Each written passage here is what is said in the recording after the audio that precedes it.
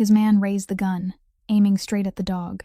"Boss, it's blocking the way. Let me handle it." Sterling Voss looked down. In the pitch-black alley behind the Philadelphia docks, under rain that lashed like whips, a massive Neapolitan Mastiff, 140 pounds of wrinkled gray flesh, lay pressed against an unconscious young woman on the wet concrete. The dog didn't bark, didn't lunge. It just lay there, using its enormous body to shield her from the rain, and stared up at Sterling with deep brown eyes sunk beneath heavy folds of skin. For 1 second, Sterling was no longer standing in that alley. He was standing on a floor 18 years gone, watching his father's dog Sarge throw himself over a 15-year-old boy to block the bullets, watching blood spread across the tiles, watching the dog's eyes fade but never look away. "Put the gun down," Sterling said, his voice so low his man had to lean in to hear. That night, Sterling Voss, the Mafia boss whose name no one in Philadelphia dared speak aloud, brought back to his penthouse a broken girl who had nothing left in this world, and a dog the world called a monster. No one understood why. He didn't understand it himself, but that 3-second decision would cost him a loyal man who had followed him for a decade, nearly cost him his life in a dark parking garage, bring him to tears for the first time in almost 20 years, and teach him the one lesson no money and no bullet could ever teach: that the strongest man is not the one who makes the world bow, but the one brave enough to unlock the door he sealed shut half a lifetime ago, and let in the ones the world had already thrown away. If this story touched your heart, hit like and share it with someone who needs to hear it today. Subscribe to our channel so you never miss the next story, because sometimes a miracle begins the moment you choose not to walk away. Walt Briggs stepped forward before Sterling could say another word. The 48-year-old man, who had followed Sterling since Sterling was 15, didn't need a second order to understand the first. Walt knelt beside the girl, placed 2 fingers against her neck, and silently counted the rhythm. The dog growled, a low, muffled sound trembling out of its chest, its broad muzzle opening just enough to show its teeth. But it didn't lunge, didn't spring. It only pressed itself tighter beside the girl, its heavy body pushed hard against her hip, as if the moment it let go, the rain would carry her away. Walt glanced at the dog, glanced at Sterling, then spoke briefly. "She's still breathing, but barely, boss. High fever, body ice cold. Leave her out here a few more hours, and no one will need to handle her. The weather will." Sterling didn't answer. He looked at the dog for 1 more second, longer than necessary, longer than a man like him should have looked at anything in this world. Then he took off his suit jacket, a custom-tailored coat worth 2 months of a dockworker's wages, and laid it over the girl without needing to know who she was. "Put them both in the car." The gunman standing closest frowned. "The dog too, boss?" Sterling turned and looked at him with the kind of eyes everyone in the organization knew how to read. The man swallowed, nodded, and stepped back. Walt signaled for 2 of the men to bring a stretcher from the trunk. They placed the girl on it, lifted her, and began moving toward the black SUV parked at the end of the alley.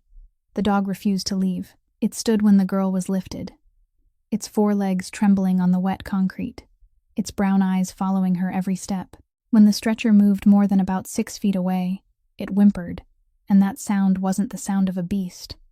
It was the sound of a living creature terrified of losing the only thing it had. Walt opened the rear door.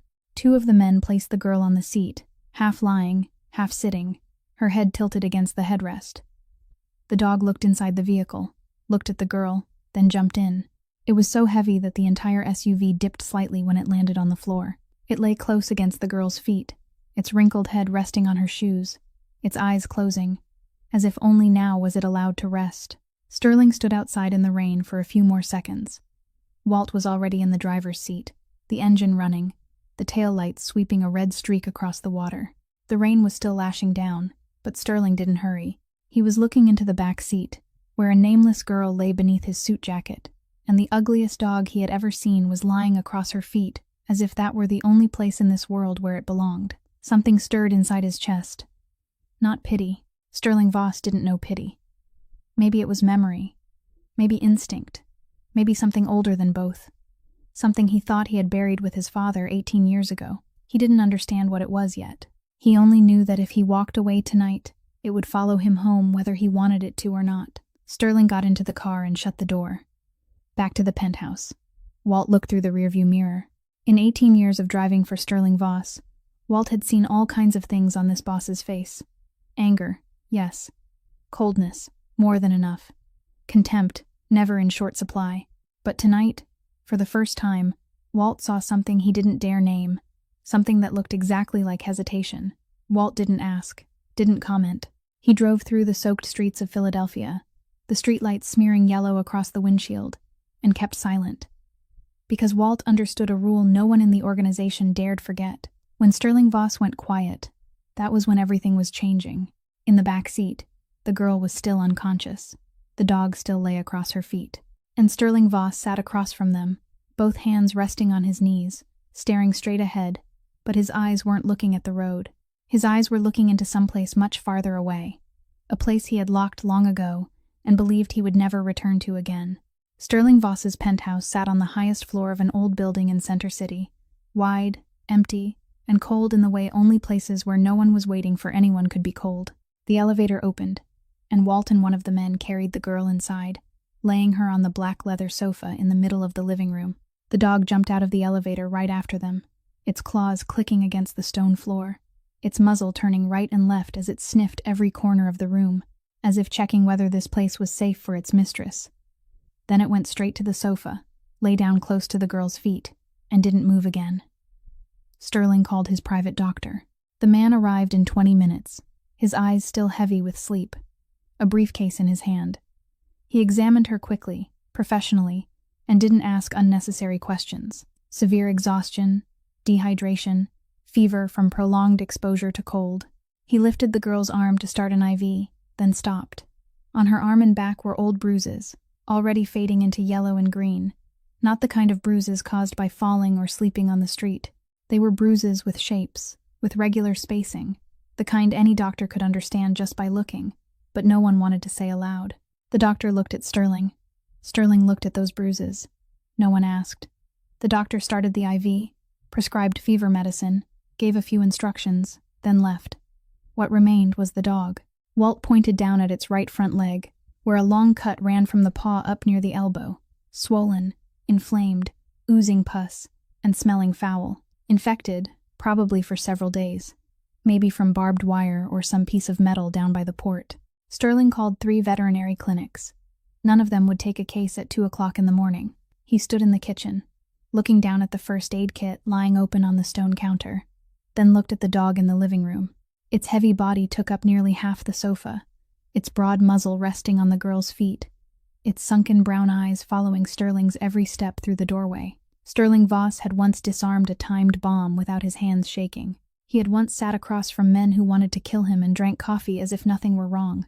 But tonight, he knelt before a 140-pound dog with a roll of bandage in his hand and didn't know where to begin. He picked up a piece of gauze and tried to clean the wound, but his hand was too heavy, the angle too clumsy, and the dog gave a soft whimper every time he touched it. Sterling stopped, drew a breath, then tried again, still clumsy. He was used to controlling everything, but this was something he couldn't order to heal.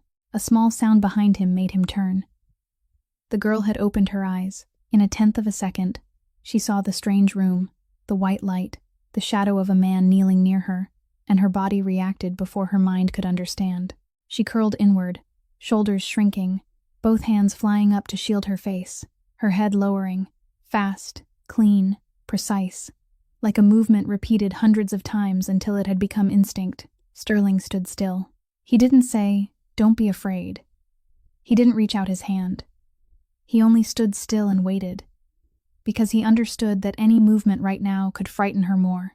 Then the dog whimpered, a small, weak sound from the floor. The girl lowered her hands. Her eyes searched for the dog before they searched for anything else in the room. She saw it lying below the sofa, its front leg swollen, and everything else disappeared. The strange room didn't matter. The strange man didn't matter. She slid down to the floor, knelt beside the dog, and took the roll of gauze from Sterling's hand without asking permission. Her hands were shaking, but every movement was exact. She rinsed the wound with saline from the IV bottle, wiped away the pus with gauze, applied antiseptic from the first aid kit, then wrapped the bandage around it in firm turns, tight enough to hold, not so loose that it would slip, not so tight that it would stop the blood. They were the hands of someone who had done this every day, someone who had once kept hurting animals still with her voice, instead of force. She talked to the dog as she bandaged it, her voice small, soft, gentle enough that Sterling had to lean closer to hear. "It's all right now. I'm here. Stay still, okay?" "It's all right now." The dog lay motionless. Its tail gave one slow sweep against the stone floor. It licked her hand, then closed its eyes, as if hearing her voice was enough to endure anything. Sterling stepped back 2 paces. He looked at the girl kneeling on his floor, her brown hair tangled and damp, her face pale, her body swallowed by his oversized suit jacket, bandaging a dog with hands that trembled and still didn't miss a single beat. And for the first time in many years, Sterling Voss felt unnecessary inside his own home. The feeling wasn't unpleasant. It was strange. It was like standing before a door he didn't remember building, and realizing someone had just opened it without needing his permission. The girl finished the bandage and sat back on the floor, her hand resting on the dog's head. She didn't ask his name, didn't ask where this was, didn't say thank you.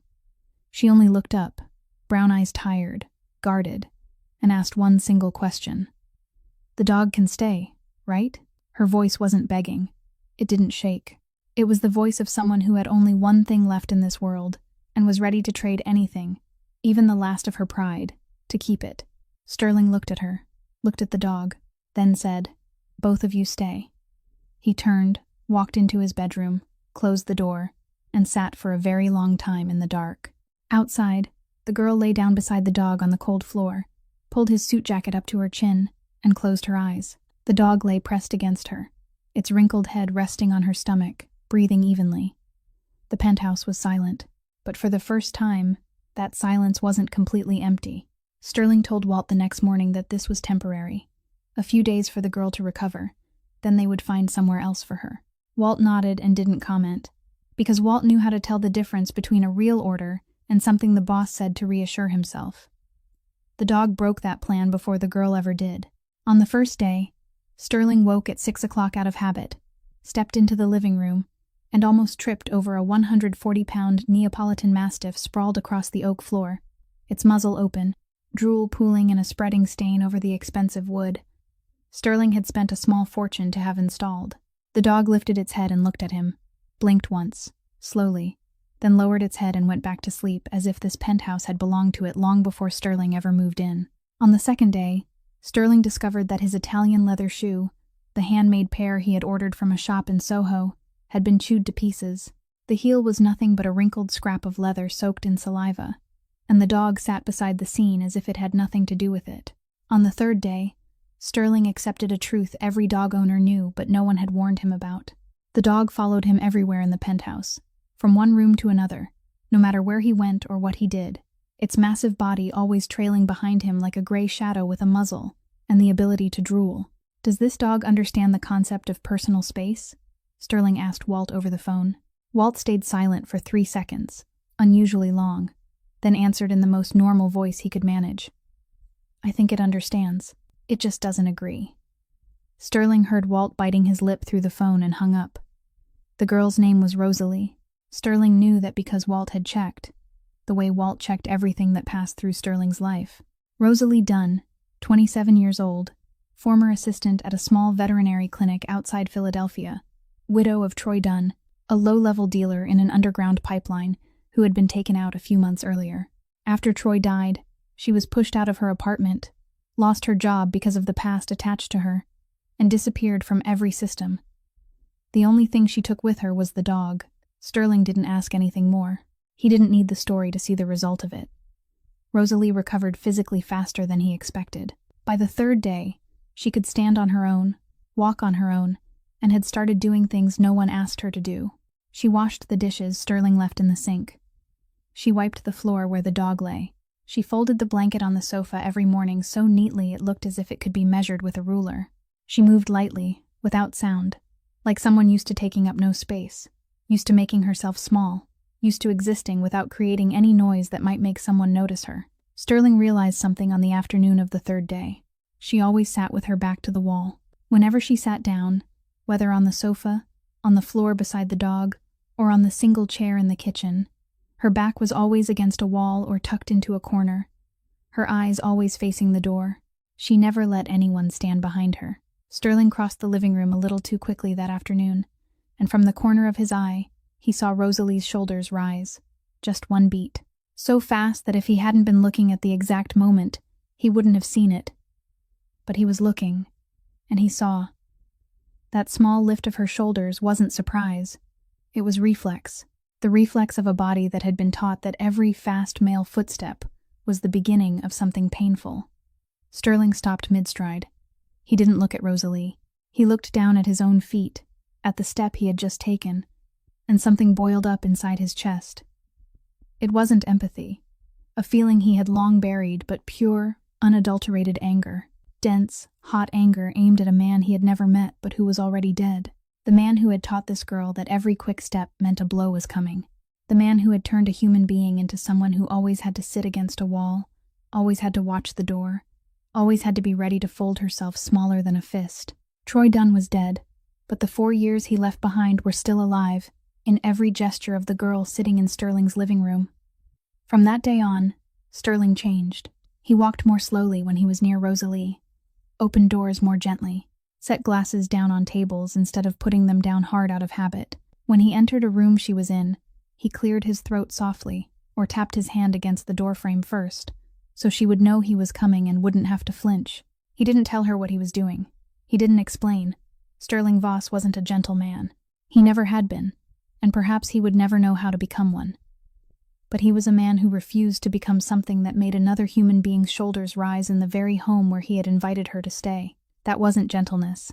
It was the last boundary Sterling drew for himself, the line between the man the world feared and the man the people inside his house had to fear. He would never cross that line. Rosalie said nothing about the change in him. Maybe she noticed, maybe she didn't. But by the end of the 3rd day, when Sterling walked into the kitchen for coffee, her shoulders didn't rise anymore. She was still sitting with her back to the wall, but her eyes stayed on him for one more second before looking away, and in that second, Sterling saw something that wasn't fear, not trust yet, but the space between the two, where perhaps, given enough time, something might begin to grow. By the 2nd week, Rosalie began taking Titan out for a walk every morning. No one asked her to. No one gave her permission. She did it on her own because she understood the dog needed to go outside, and because she needed a reason to leave those 4 walls, even for only 30 minutes. She chose the rear door of the building, the path leading into the small alley behind Center City, where fewer people passed, fewer curious eyes followed, and Titan could walk without making anyone on the street panic because of the nightmare shape of his muzzle. On Thursday morning, she had just stepped through the rear door when she saw 3 men waiting there. Not standing by chance, not passing through, waiting. The man in the middle was heavy-set, 45 or older, wearing a cheap leather jacket, sweat beading across his forehead even though the Philadelphia autumn wasn't hot. The other 2 stood on either side of him, hands shoved into their coat pockets, their eyes moving from Rosalie to the dog, then back to Rosalie again. The man in the middle spoke first. Rosalie Dunn. He called her name the way a man might call out an item on an inventory list, without permission, without greeting, simply calling, because he was the kind of man who believed knowing a woman's name was enough to own her attention. Titan stopped. His wrinkled head lifted, his nose drew in a hard breath, and a sound rose out of his chest. It wasn't the growl Titan had given on that rainy night when Sterling found them at the port. That night's growl had belonged to a dog protecting someone. This growl was different, lower, slower, vibrating steadily like a diesel engine idling. And it didn't say, "I'm afraid." It said, "You should be." The 2 men on either side stepped back half a pace. The man in the middle, Doug, didn't move back, but the sweat on his forehead thickened. "I don't want to make this hard for you," Doug said, trying to keep his voice calm. "Troy Dunn owed me big. Troy's dead, but debt doesn't die with the borrower. You understand that, don't you?" Rosalie tightened her grip on Titan's leash. She didn't step back, didn't scream, didn't run. She stood still, her feet slightly apart, her center of gravity lowered, the posture of someone used to standing in front of dangerous men and knowing that running only made them chase faster. "However much Troy owed you, I don't know, and it has nothing to do with me," she said. Her voice was flat, not shaking, not high, the voice of someone who had already been afraid enough and had no room left for more fear. Doug tilted his head and gave a half smile. "You're living on the top floor of Sterling Voss's building. This whole city knows who Voss is. You think I believe you've got nothing? You have value, Rosalie, more than you think. Those words struck the exact place Rosalie hated most. Have value, like an object, like a ticket to trade for something else. Troy had looked at her that way for 4 years, with eyes that calculated how much she was worth and what she could be used for. And now some stranger in an alley was looking at her in the very same way. Rosalie drew a breath. Then she spoke, each word clear as a nail driven into wood. I have nothing. If Troy owed you, then Troy is dead. So go collect from Troy in the grave. I'm not Troy. I've never been Troy. And the dog standing beside me weighs nearly 154 pounds. He doesn't need me to give him an order to take down anyone who dares take one more step toward me. Titan growled louder, as if he understood every word and wanted to confirm it. The 2 men on either side backed up another step. Doug looked at the dog, looked at the teeth, looked at the massive body trembling with the force of that growl, and for the first time, sweat wasn't only on his forehead. It ran down his neck. He swallowed. Then he stepped back, slowly, raising both hands to shoulder height as if surrendering, but his mouth didn't surrender. All right, Doug said. Today I talk to you. Next time, I won't talk to you. He turned away, his 2 men following after him, the 3 shadows fading at the end of the alley. Rosalie watched until the last shadow disappeared around the corner. Then her legs went weak. She dropped to her knees right there on the concrete, both arms wrapped around Titan's neck, her face pressed into the thick, wrinkled folds of skin at his throat. Her hands were shaking, not because of Doug. Doug was only a debt collector, and Rosalie had faced things far worse than him. She was shaking because of something else, because she realized trouble had found her in the only place where she had felt safe, and if trouble could find her here, then there was nowhere else left to go. Titan stood still and let her hold him, his short tail lowered, his muzzle rubbing against her shoulder, a soft whimper leaving him as if he were saying, I'm still here. Rosalie slowly steadied her breathing. She stood, wiped her face with the back of her hand, led Titan back into the building, up the elevator, and into the penthouse. Sterling was sitting in the kitchen drinking coffee when she walked in. He looked at her. She avoided his eyes, led Titan back to the corner of the living room, sat down beside the dog, and didn't say a word. She didn't tell Sterling about Doug. Didn't tell him about the debt. Didn't tell him about the threat, because Rosalie Dunn had lived 27 years in this world. And if she had learned one thing from all those years, it was never to ask anyone for help, because every time she asked, the price was always higher than the original problem. Walt called Sterling 2 hours after Rosalie stepped into the elevator. Not because Walt had seen Doug Meacham outside the rear door, but because the building's security camera system recorded everything, and Walt reviewed the footage every day out of habit, the way a soldier checked the perimeter of a camp before dawn. Boss, 3 strangers showed up at the rear door this morning. Around 7:15, the girl and the dog came out right then. Sterling was sitting in his study when he heard the news. He didn't ask anything more. He told Walt to send the footage to his computer, then hung up and opened the file.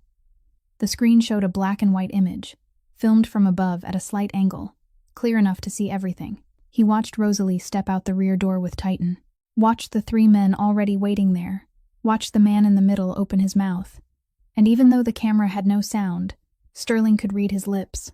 Rosalie Dunn. He watched Titan growl, watched the 2 men on either side step back, watched the man in the middle say something, tilt his head, smile. And Rosalie stood still, not backing away, not running, not calling for help. She stood there with a posture Sterling had begun to recognize. Feet slightly apart, center of gravity lowered, shoulders straight. The stance of someone used to being cornered, and knowing the only way to survive was not to retreat any farther. Then she spoke. Sterling couldn't hear her, but he saw her mouth move, saw her eyes look straight at the man in the middle, and saw him step back. The 3 shadows faded from view. The camera returned to Rosalie. She stood there a few more seconds. Then her legs gave out, and she dropped to her knees on the concrete, both arms wrapped around the dog's neck, her shoulders shaking. Sterling rewound that part, watched her shoulders shake again, a second time, a third time, and he understood that the trembling wasn't fear. It was exhaustion, the exhaustion of someone who had been fighting life for too long with no one beside her, no one guarding her back, no one there to catch her when she fell. She shook because she was tired, not because she was weak, and that difference made Sterling sit staring at the screen longer than necessary. He turned the screen off, picked up the phone and called Walt. Doug Meacham. Find him. I want it done within 24 hours. Walt didn't ask what done meant. After 18 years beside Sterling, Walt knew there were questions that didn't need to be asked, and answers that didn't need to be heard. 24 hours later, Doug Meacham and his 2 men left Philadelphia. It didn't matter how. It didn't matter where they went. The only thing that mattered was that they didn't come back. That evening, Sterling returned to the penthouse earlier than usual. Rosalie was washing dishes in the kitchen, her back turned to him, her shoulders slightly hunched, her hands scrubbing a plate slowly and steadily, as if she were washing dishes so she wouldn't have to think about anything else. Titan lay at her feet, his wrinkled head resting on her shoes, his eyes closed. Sterling stood in the kitchen doorway in silence for a moment, then said, "This morning, at the rear door. Why didn't you tell me?" Rosalie's hand stopped on the plate. Water ran through her fingers, down into the sink, and she didn't turn around. The silence stretched long enough for Sterling to think she wouldn't answer. Then she spoke, her voice light, flat, her eyes still lowered toward the sink. "Because every time I ask someone for help, the price is always higher than the original problem." That sentence hit Sterling harder than any report Walt had ever placed on his desk. Because he understood. He understood more deeply than she realized, because his world worked exactly that way too. Every favor had a price. Every act of help was a loan. Every hand offered had another hand hidden behind its back, waiting to collect. Rosalie didn't believe he could help without demanding payment, because she had lived long enough in the same kind of world they both belonged to, long enough to know that no one gave anyone anything for free. Sterling didn't know what to say to make her believe him. He wasn't good with words. He was good at giving orders, good at making threats, good at staying silent until other people understood on their own. But tonight, for the first time, he wanted to say something that wasn't an order, wasn't a threat, and wasn't silence. "There's no price here," he said it. 4 words. Then he stopped.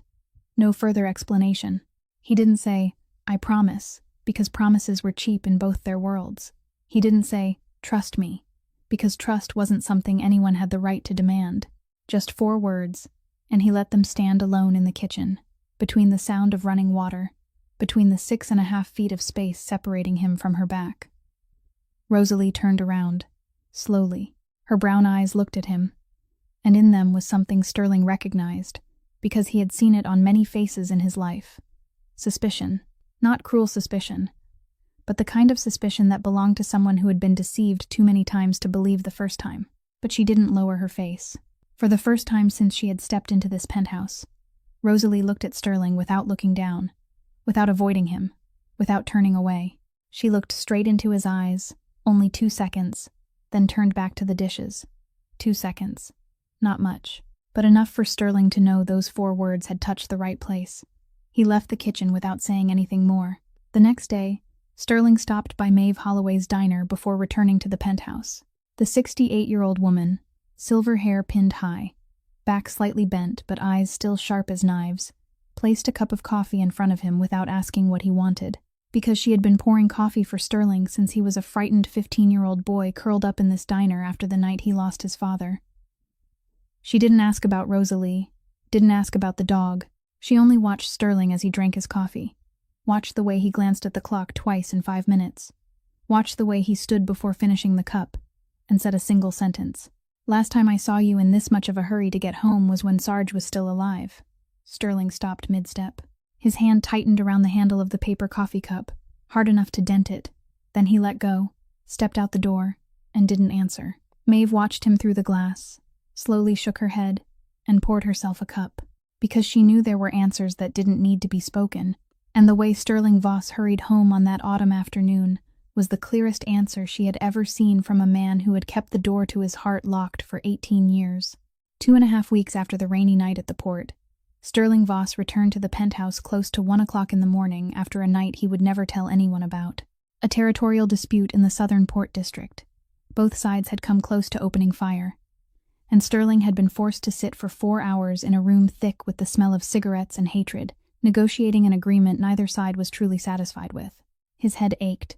His jaw was rigid from clenching his teeth for 4 straight hours, and the only thing he wanted when he stepped out of the elevator was the familiar silence of the penthouse. That empty silence he had lived with for years and called peace. But the light in the study was still on. Sterling walked in and saw Rosalie sitting at his desk, holding a soft cloth in her hand, carefully cleaning a small silver object, his father's pocket watch. The silver watch with patterns engraved on the lid, the watch his father had worn every day until the very last night, the watch Sterling had kept for 18 years in the drawer of his desk, wrapped in old fabric, never opening it to check the time, but never throwing it away either. It was the only thing left of his father. Not a keepsake. Proof. Proof that his father had existed, had lived, had worn this watch every morning and slipped it into the pocket of his suit vest whenever he left the house. And now the watch was still here, but his father was not. Rosalie didn't know any of that. She had seen the drawer slightly open while wiping the desk, seen the watch wrapped in a dusty piece of cloth, and the instinct of someone used to cleaning had made her take it out, remove the fabric, and clean it with the softest cloth she could find. She was wiping the silver lid when Sterling stepped in. She looked up, smiled faintly, and lifted the watch. "I saw it in the drawer. It had so much dust on it. I was cleaning it for you." Sterling crossed the room in 2 long strides and snatched the watch out of Rosalie's hand. He didn't shout, didn't say a word.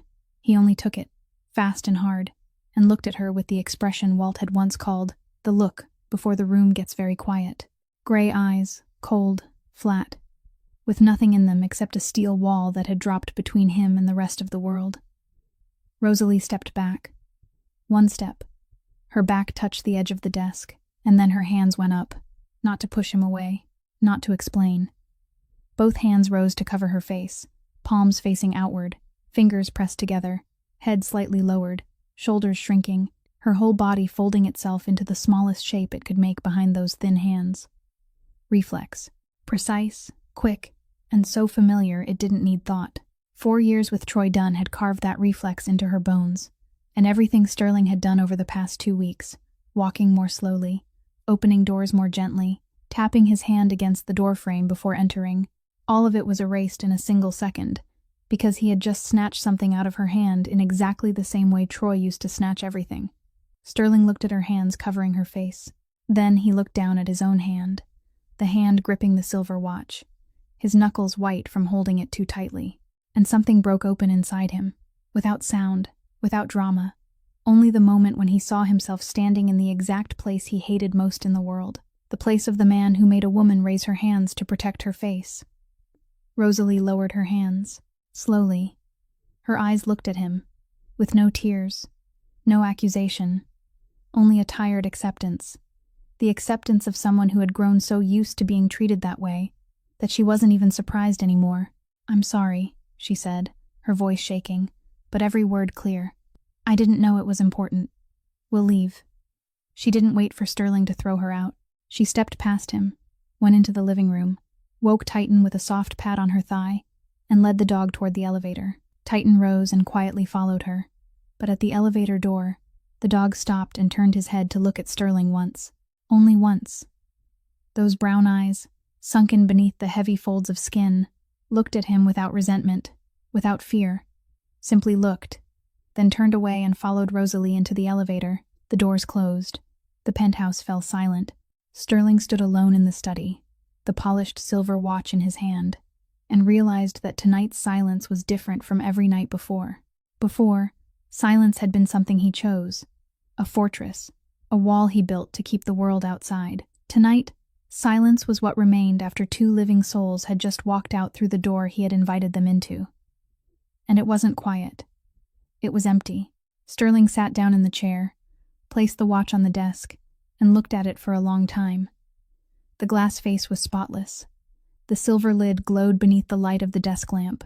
Rosalie had cleaned it with a soft cloth, carefully, gently, in the manner of someone who had once protected precious things with hands that knew how to care. She had cleaned it because she saw it was dirty. That simple. No invasion, no curiosity. She had only done what her instinct to care told her to do, and he had snatched it from her hand as if she were a thief. Later that night, Sterling opened the security camera footage from the ground floor lobby. Rosalie was sitting downstairs in the lobby, her back against the wall, her knees drawn up. Titan pressed close beside her, his wrinkled head resting on her lap. She wasn't crying, wasn't calling anyone, wasn't taking out her phone to dial any number, because there was no number to dial. She only sat there, one hand resting on Titan's head, waiting for daylight so she could leave. Where she would go. She didn't know yet, but she would leave, because Rosalie Dunn never stayed anywhere once she felt she had caused trouble. Sterling's phone rang close to 5 o'clock in the morning. "Maeve, the girl's at my diner," she said, her voice carrying no surprise at all, as if she had grown used to picking up the broken pieces Sterling left behind. "The dog's under the table, drooling all over my tile floor. If you've got something to say it fast, because I'm old and I don't like waiting." Sterling drove to Maeve's diner in silence. He parked outside, turned off the engine, and looked through the diner window. Rosalie was sitting inside, both hands wrapped around a cup of tea, her face still pale, shadows dark beneath her eyes from not sleeping, but her shoulders were no longer hunched. Maeve sat across from her, saying something, and Rosalie was smiling. A small smile, thin, almost nothing. But it was the first smile Sterling had seen on her face since that rainy night at the port, and it made him sit still in the car for another minute before he opened the door and stepped out. He walked into the diner. Maeve looked at him, said nothing, and only stood to pour coffee. Rosalie looked up, the smile fading, her eyes returning to their familiar guardedness. Sterling didn't apologize. He didn't know how to apologize, had never learned, and maybe would never know how to say those two words without feeling as if he were swallowing glass. But he knew how to act. He placed the silver watch on the table in front of Rosalie, its clean glass face turned toward the ceiling, its silver lid glowing beneath the diner's yellow light. "You cleaned it better than I did," he said. "Keep it wherever you want." Rosalie looked at the watch, looked at Sterling. The silence lasted so long that Maeve came back with the coffee and set it on the table without a sound, then quietly disappeared into the kitchen, because she knew there were moments when even a 68-year-old woman should vanish. Rosalie reached out and took the watch. Her fingers touched the silver lid, opened it gently, looked at the face inside, then closed it again. She slipped it into her coat pocket, on the left side, above her heart, and stood. She didn't say thank you, didn't say I forgive you. She only stood, called Titan from under the table, and walked out of the diner toward Sterling's car parked at the curb. Sterling watched her go, then looked down at the coffee Maeve had poured for him.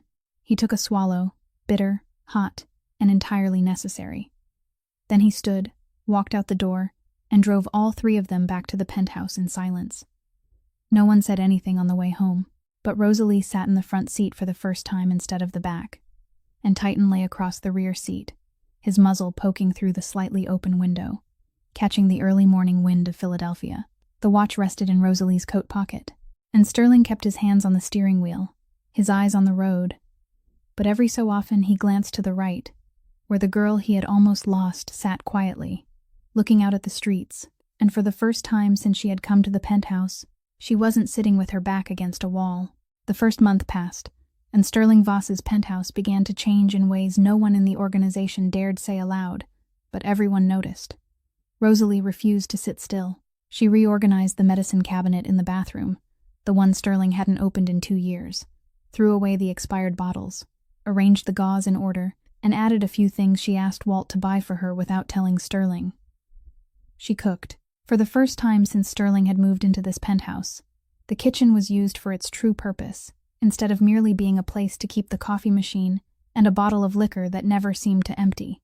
The smell of sautéed onions, roasted meat, and garlic began replacing the hollow scent that belonged to a home where no one ever cooked.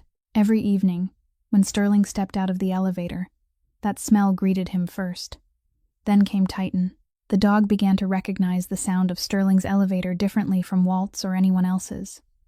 Maybe because of his footsteps, maybe because of his scent, maybe because of something only dogs could smell. Every evening, when the elevator doors opened, that massive gray body would already be waiting there, his short tail wagging slowly, his wet muzzle pressing straight into Sterling's hand, leaving a damp streak on the sleeve of his suit jacket that Sterling no longer bothered to wipe away. Sterling started coming home earlier. Not much at first. Half an hour, then 1 hour.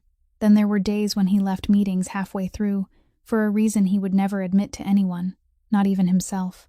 Rosalie placed the silver watch on the living room shelf, beside a small green plant she had grown from a basil cutting she bought at the market.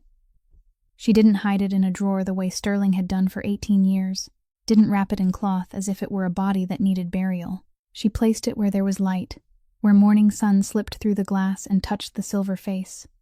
And it rested there, between green life and sunlight, as if it had never belonged to darkness at all. Sterling looked at the watch every time he passed by. Before, every time he looked at it, he saw the floor from that night, saw his father, saw Sarge, saw everything he had lost. Now, he looked at it and saw the trace of Rosalie's cloth, saw the silver lid brighter than it had been at any time in 18 years, and saw that perhaps a keepsake could be held without being buried in the dark. On the rooftop, every afternoon, Rosalie trained Titan. Sit, lie down, stay, heel. The dog listened to her with a strange patience, his sunken brown eyes following every movement of her hand, as if she were the center of the universe, and every command she gave was the law of heaven. Sometimes, Sterling stood behind the glass door and looked out at the rooftop, watching her kneel in front of the dog, her hand stroking the wrinkled skin on his head, her small, gentle voice praising him, "Good boy," and the dog wagged his tail as if he had just received a medal. Then that night came.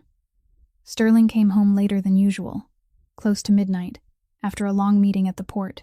The penthouse was dark.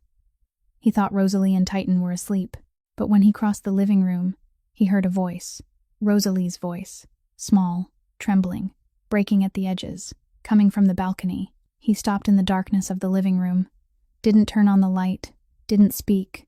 The balcony door was slightly open, the Philadelphia night wind slipping in with the distant noise of the city, and Rosalie's voice drifted into the room with the wind, every word clear, because she was talking to Titan and didn't know anyone was listening. She sat on the balcony floor, her knees drawn up, her back against the glass wall, both arms holding Titan's wrinkled head in her lap, and she was telling the dog things she had never told anyone.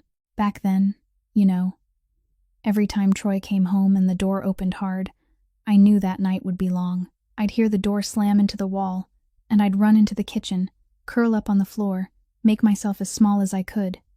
Then you came. You'd lie on top of me, your whole body so heavy I could barely breathe, and I couldn't push you away.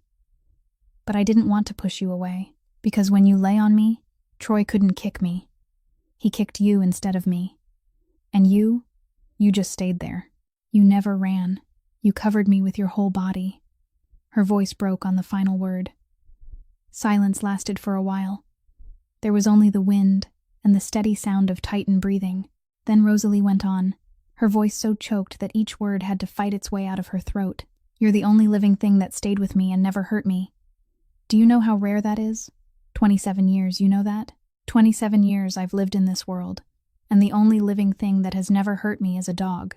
Titan licked her face, licked her tears, her cheek, her chin, his huge wet tongue sweeping across her face again and again, and Rosalie laughed. The laughter mixed with crying, mixed with the wind, mixed with the night, and it was the most beautiful and saddest sound Sterling Voss had ever heard in his life. He stood in the dark living room, less than 5 steps from the balcony, his hands clenched at his sides, his knuckles white. He wasn't angry at Troy. Troy was dead, and the dead weren't worth anger. He was angry at something larger, wider, deeper, angry at the world he belonged to, the underworld he had built, protected, and ruled, the world where a 27-year-old girl saw not being beaten as the most precious gift a living creature could give her, and Sterling understood that he was part of that world.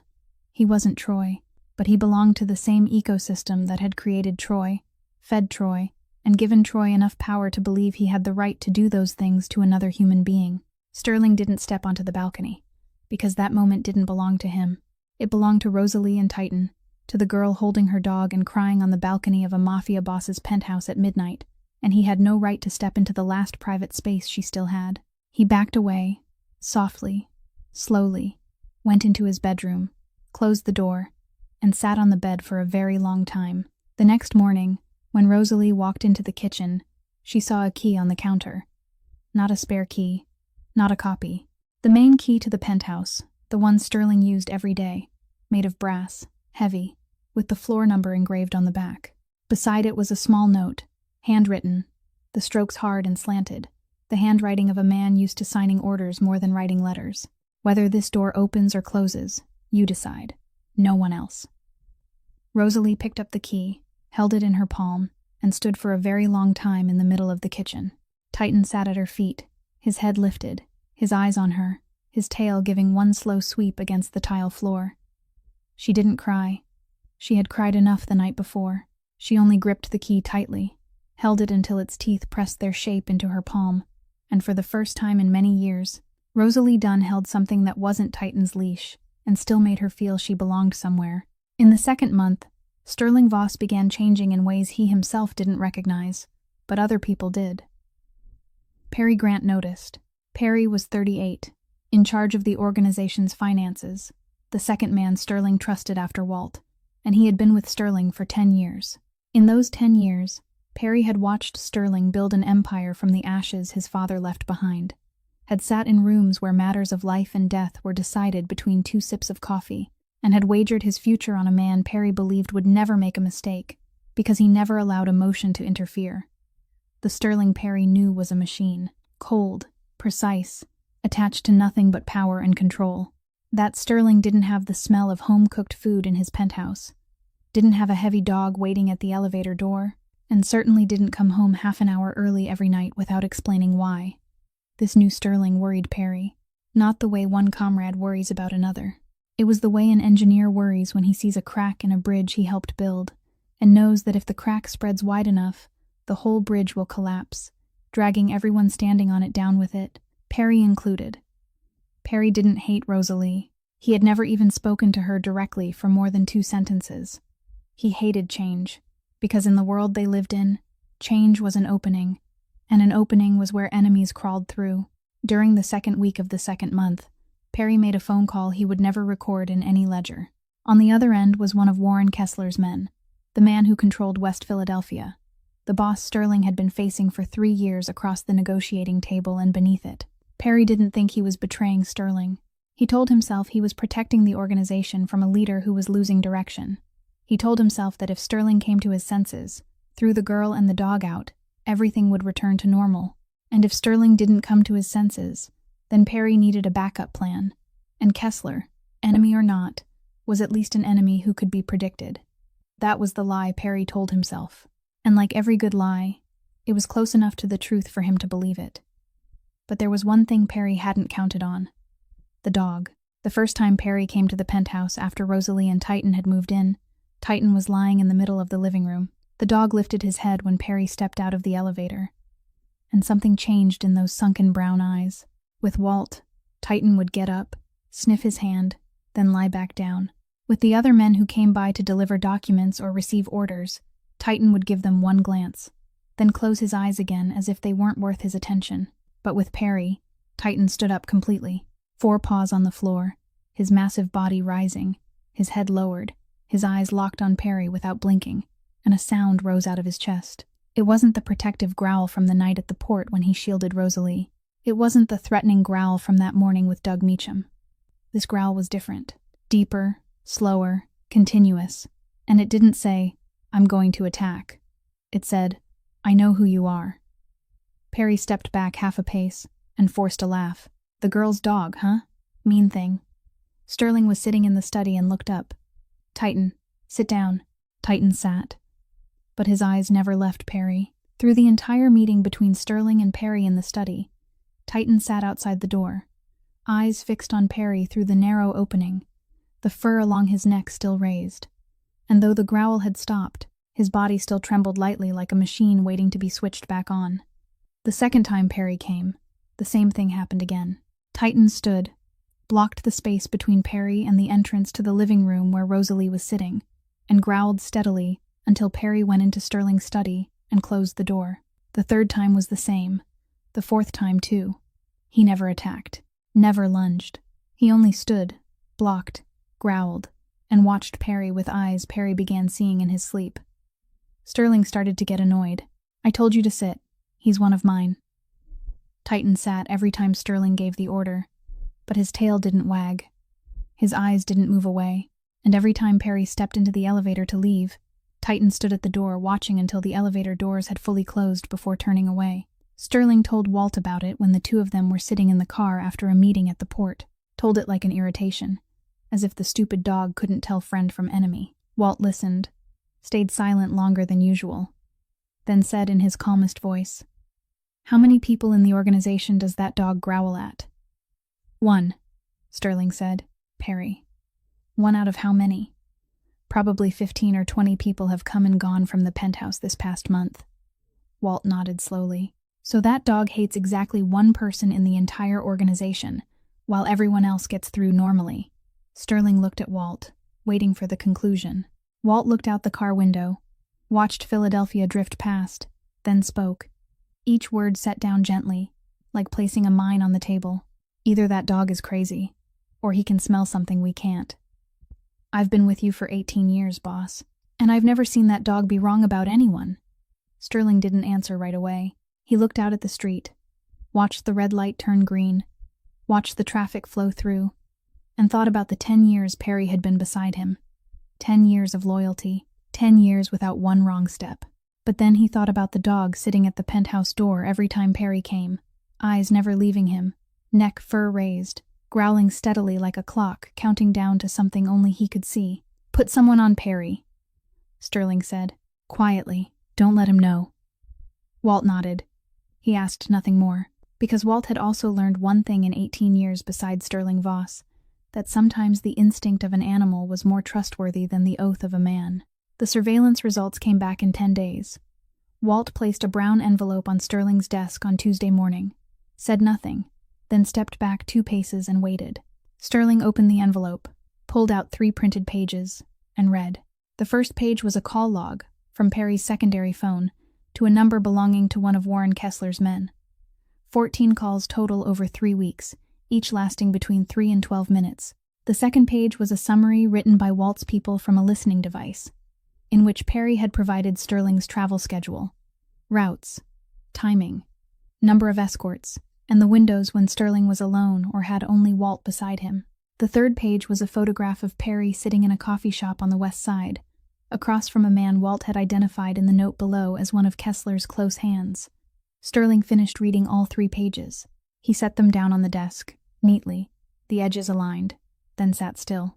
The silence lasted long enough that Walt had to lower his eyes to the floor because he didn't want to look at his boss's face right then. 10 years, Sterling said. His voice was normal. Not high, not low, not shaking, not colder than usual, just normal. And that was when Walt knew Sterling was hurting more than he had ever seen before. Because Sterling Voss sounded most normal when he was enduring the most. He walked with me for 10 years, Walt. Walt didn't answer, because no answer could make 10 years way less, and Walt was wise enough to know that sometimes silence was the most loyal thing a man could offer. Sterling called Perry to the port warehouse that afternoon, a small room on the 2nd floor, an old wooden table, 2 chairs, 1 ceiling light, a window overlooking the docks. No men standing outside, no weapon on the table, no drama, just Sterling sitting on one side of the table, Perry sitting on the other, and Walt standing by the door, his back against the wall, arms folded across his chest, face expressionless. Perry came in looking normal, even smiling as he nodded to Walt. But when he saw Sterling's face, that smile died on his lips. Not because Sterling looked angry, because Sterling looked normal, and after 10 years, Perry knew what that meant too. Sterling let the silence sit between them long enough. Then he said 3 words, no louder than running water. I know now. Perry didn't ask what he knew. His face went white, slowly, gradually, as if color were draining from his skin, and his eyes moved from Sterling to Walt, then back to Sterling, searching for some sign that this was a test, a loyalty check, anything except the truth.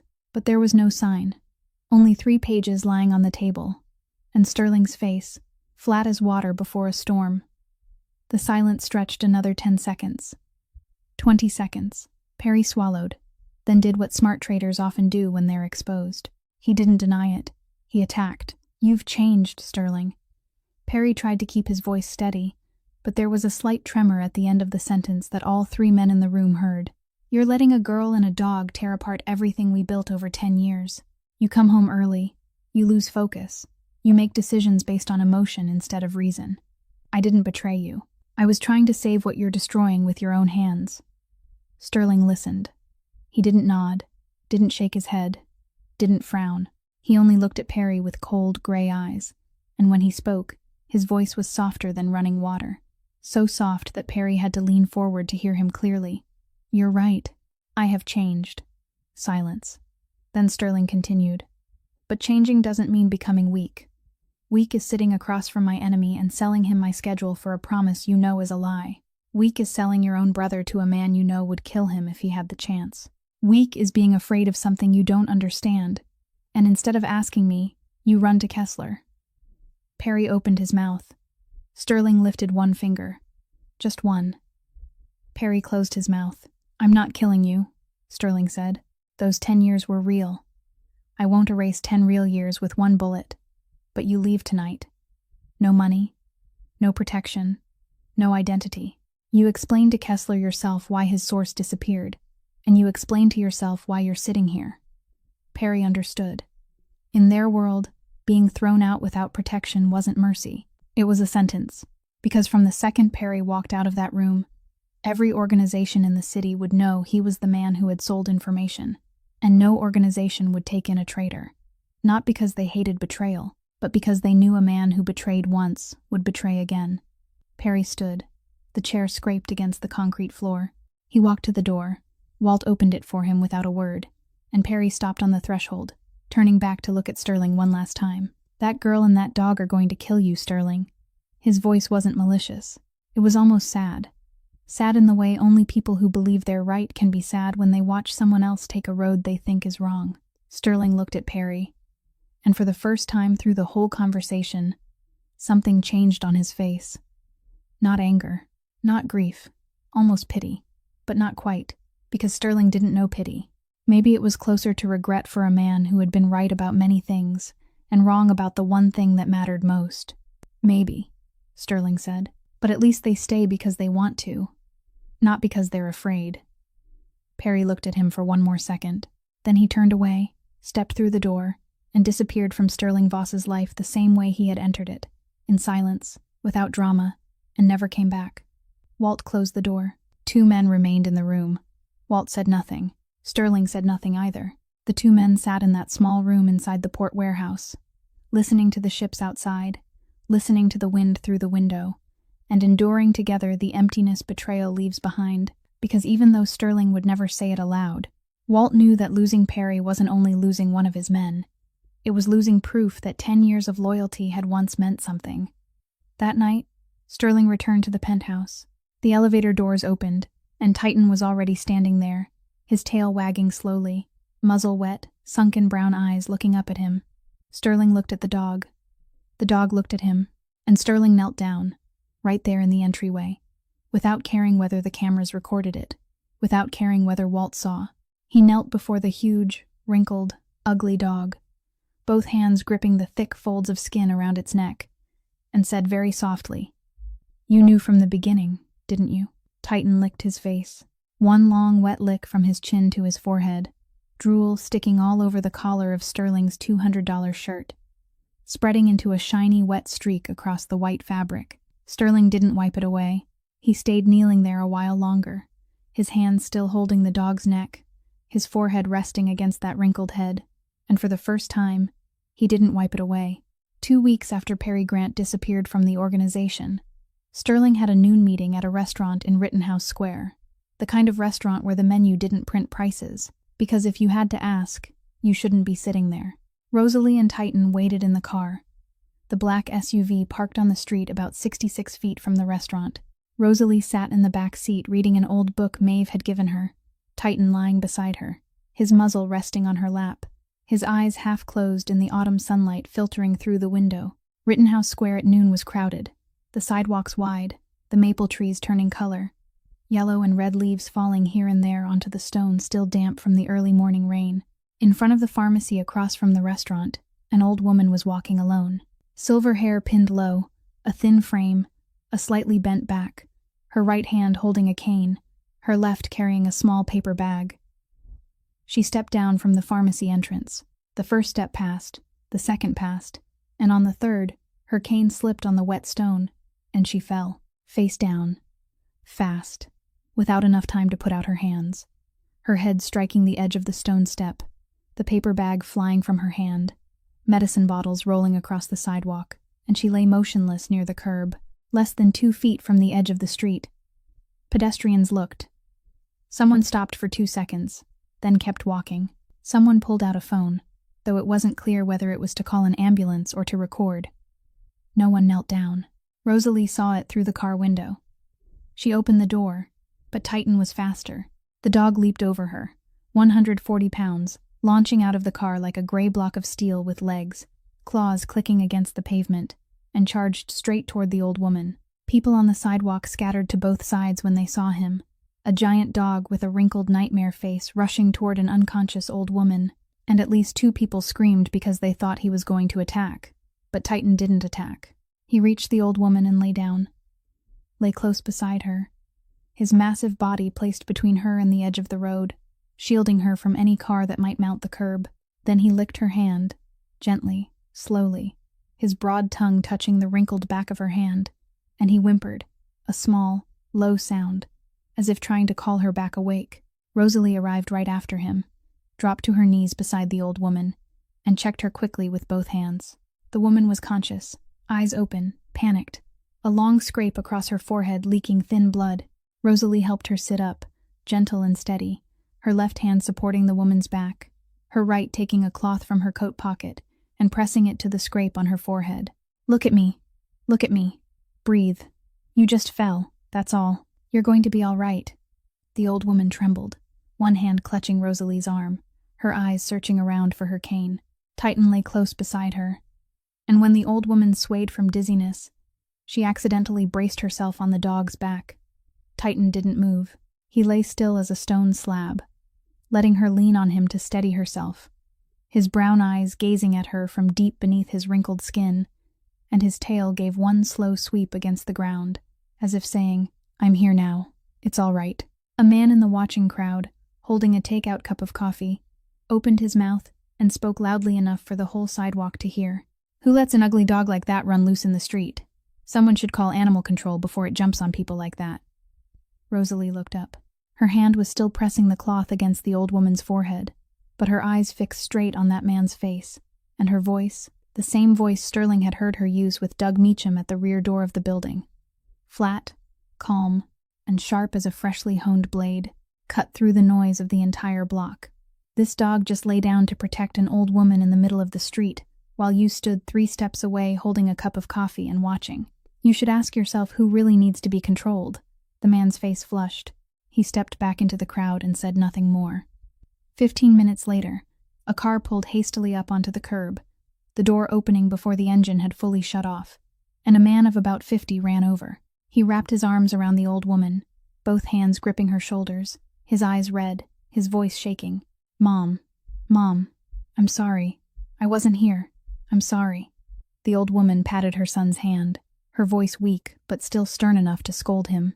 I'm not dead, so don't cry. That dog there saved me. Her son turned to look at Titan, looked at the wrinkled head as big as a pillow, looked at the sunken eyes, looked at the wide muzzle stained with thin blood from the old woman's forehead because he had licked the wound, and the man knelt down, right there on the Rittenhouse Square sidewalk, at noon, in front of dozens of strangers. The 50-year-old man knelt before the ugliest dog he had ever seen, wrapped both arms around that wrinkled head, and said in a voice so choked he had to stop halfway through to swallow, "Thank you. My mother is all I have." Titan licked his face. Drool smeared across his glasses, a wet streak spreading over the right lens, and the man laughed through his tears, the kind of laugh only people who have just almost lost the most important thing in their lives can give. The old woman placed a trembling hand on Titan's head, stroked the wrinkled skin, and said in a hoarse voice with a thin smile tucked inside it, "He's terribly ugly, but he's the kindest thing on this street." Sterling stood 10 steps away, in front of the restaurant, holding a phone he had forgotten was in his hand. He had stepped out when he heard the commotion, and he had seen it all. Saw Titan bolt from the car, lie down to shield the old woman, lick her hand, whimper to wake her. Saw Rosalie kneeling on the sidewalk, one hand supporting the old woman, her voice calm even though 10 minutes earlier she had been sitting quietly in the car reading a book. Saw her stand up to speak directly into the face of the man holding the coffee cup. Saw her not lower her eyes, not shrink her shoulders, not fold into herself. This wasn't the girl he had found unconscious beneath the rain at the port. This wasn't the girl who had raised her hands to cover her face in his study. This was Rosalie Dunn when she fought for something she loved, and she was stronger than anything Sterling had ever thought about her. He looked at Titan, the dog the world called a monster, who had just laid himself down to protect a strange old woman in the street, a woman he had never met. No one ordered him, no one trained him. He did it because that was his nature, because inside that ugly, wrinkled body was a heart money couldn't buy and fear couldn't crush. Sterling went back to the car first, saying nothing. He opened the trunk, took out a clean towel and a bottle of water, and placed them on the back seat. Then he got into the driver's seat and waited. When Rosalie led Titan back to the car and opened the rear door, she saw the towel and water already waiting on the seat. She looked up toward the driver's seat. Sterling stared straight ahead, not turning back, not saying a word. Rosalie didn't ask. She helped Titan onto the seat, wiped the dog's muzzle with the clean towel, gave him water from the bottle cap, and sat beside him. The car rolled away in silence, but in the rearview mirror, Rosalie saw Sterling's eyes glance back, toward where she was sitting beside Titan, and in those cold gray eyes, for the first time, she saw something that wasn't command, wasn't control, wasn't the calculating mind of a boss. It looked almost like respect.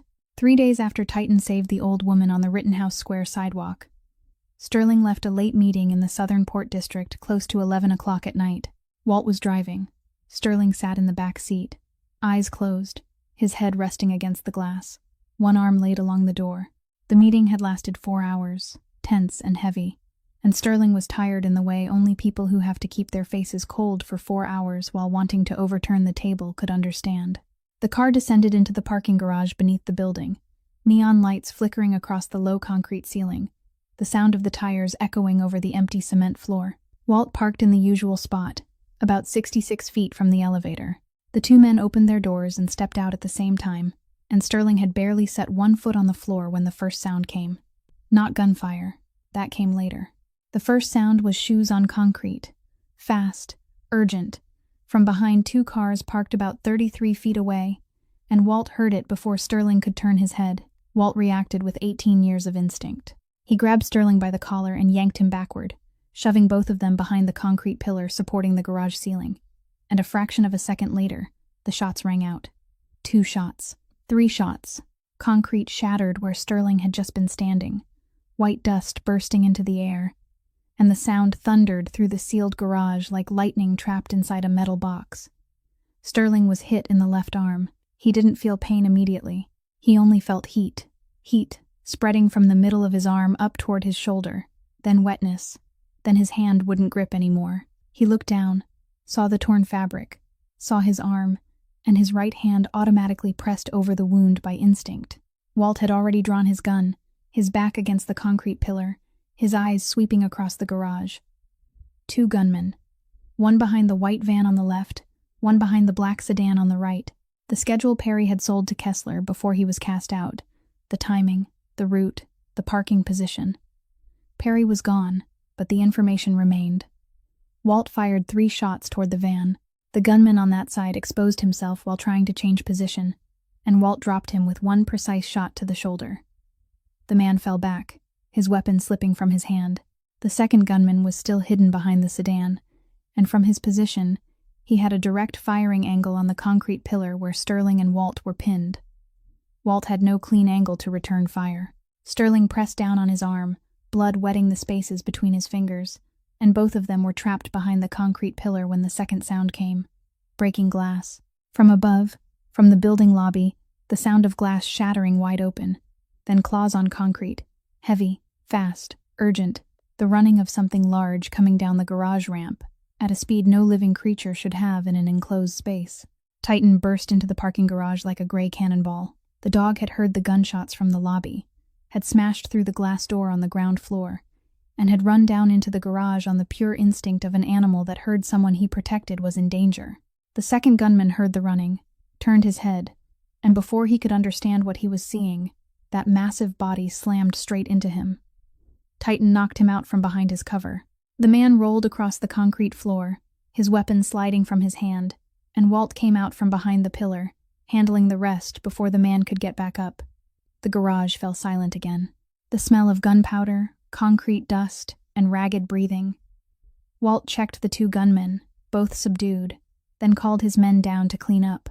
Then Walt turned back toward Sterling and stopped in his tracks. Titan was lying beside Sterling, behind the concrete pillar. The dog had been wounded in the shoulder, the injury soaking his gray fur, but he didn't bark, didn't whimper, didn't lick the wound. He only lay close beside Sterling, placed his wrinkled head on Sterling's thigh, his brown eyes looking up at Sterling's face, and stayed still, as if simply knowing Sterling was alive was enough. Sterling looked down at the dog, looked at the wound on his shoulder, looked into those sunken brown eyes, watching him not with pain, but with relief. And 18 years collapsed in a single second. Sarge on the floor that night, his eyes fading, his fur soaked red, but this time was different. Titan was still breathing. His tail still brushed lightly against Sterling's leg, weak but steady. His eyes were still open, still looking at him, still here. Footsteps on concrete, fast, light, slippers, not shoes. Rosalie ran down into the parking garage, hair messy, face white, house slippers still on her feet. She dropped to her knees between Sterling and Titan, didn't ask what had happened, didn't scream, didn't cry. Her right hand pressed down on the wound in Titan's shoulder, firm and exact, while her left hand pulled Sterling's arm away to check him. Her eyes moved over his wound, assessing it in 2 seconds. Then she turned to Walt. "Call the doctor. For both of them. Right now." Her voice was calm. So calm that Walt, who had seen Sterling remain calm in every situation for 15 years, had to pause for one beat before nodding and pulling out his phone. It was the voice of someone used to living inside violence, used to hearing crashes, breaks, screams, and someone who had learned to shut fear off so her hands wouldn't shake when she needed to hold a wound, hold bandages, hold something in place so less of it would spill out. Rosalie kept her hand pressed against Titan's shoulder. The dog licked her wrist once, then lay still, and she looked at Sterling. He sat leaning against the concrete pillar, his right hand pressed over his left arm, Titan on his lap, Rosalie kneeling in front of him, Walt standing guard behind her. He looked around, looked at the 3 living souls beside him in the parking garage, thick with gunpowder and concrete dust. 18 years ago, on a night like this one, he had lost everything. His father, Sarge, everything. He had lain alone on the floor, 15 years old, and there had been no one. Tonight, he had lost Perry. He had almost lost his life. But he hadn't lost everything. Titan was still breathing on his lap. Rosalie was still pressing her hand over the wound. Walt was still standing guard. The distance between that night 18 years ago and this one was the distance between having no one and having someone stay. Water ran down Sterling's face, down his cheekbones, over the faint scar on his wrist, dripping onto the back of the hand pressed against his wounded arm. Silent, soundless. He didn't wipe it away. Sterling refused to go to the hospital. Walt argued for 10 straight minutes in the parking garage, and for the first time in 18 years, Walt almost shouted in his boss's face, but Sterling shook his head in the way Walt knew couldn't be changed, the quiet shake of a man who had already decided before anyone else opened their mouth. A hospital meant records. Records meant police. Police meant questions. And Sterling Voss answered no one's questions but his own. The private doctor arrived at the penthouse close to 1 o'clock in the morning, treated Sterling's arm, removed the bullet fragment, stitched him, bandaged him, started antibiotics, and warned him that if there was any sign of infection, he had to go to the hospital immediately, with no second choice. Sterling nodded. The doctor knew that nod was a lie, but he had been Sterling's private doctor long enough to know that there were patients you could save, and there were patients you could only delay. Titan was treated too. Rosalie did it herself, with gauze, antiseptic, and the same hands that had bandaged this dog so many times she didn't even need to look to know where to press and where to be gentle. The wound on Titan's shoulder wasn't deep, but it was enough to make the dog lie on one side and whimper softly each time he moved his left shoulder. When Rosalie finished the bandage, she stroked his head, whispered something Sterling couldn't hear, and Titan licked her hand before closing his eyes. The first day, everything seemed fine.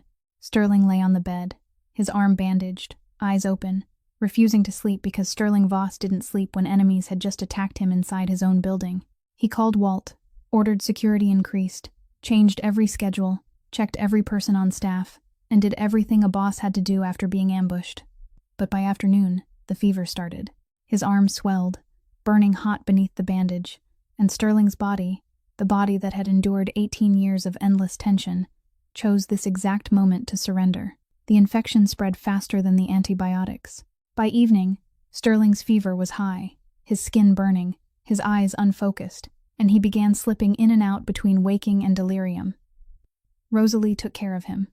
No one assigned her the task. No one asked her to. She simply did it, with the instinct of someone used to caring for creatures in pain. Whether that creature was a dog or a man, she changed his bandage every 3 hours, gently removing the old gauze, cleaning the wound, applying medicine, and wrapping it again. She forced him to drink water when he didn't want to, placed a damp cloth on his forehead when the fever climbed, and sat in the chair beside his bed all night, not sleeping, not leaving. Titan lay across the bedroom doorway. The dog was wounded in the shoulder and still limped when he walked, but he dragged his heavy body to the door and stretched himself across the threshold, head facing the hallway, eyes open. When one of the men came up to the penthouse to deliver documents for Walt, Titan growled, low and short, just enough to make the man step back 3 paces and hand the papers to Walt in the entry, instead of crossing the bedroom door.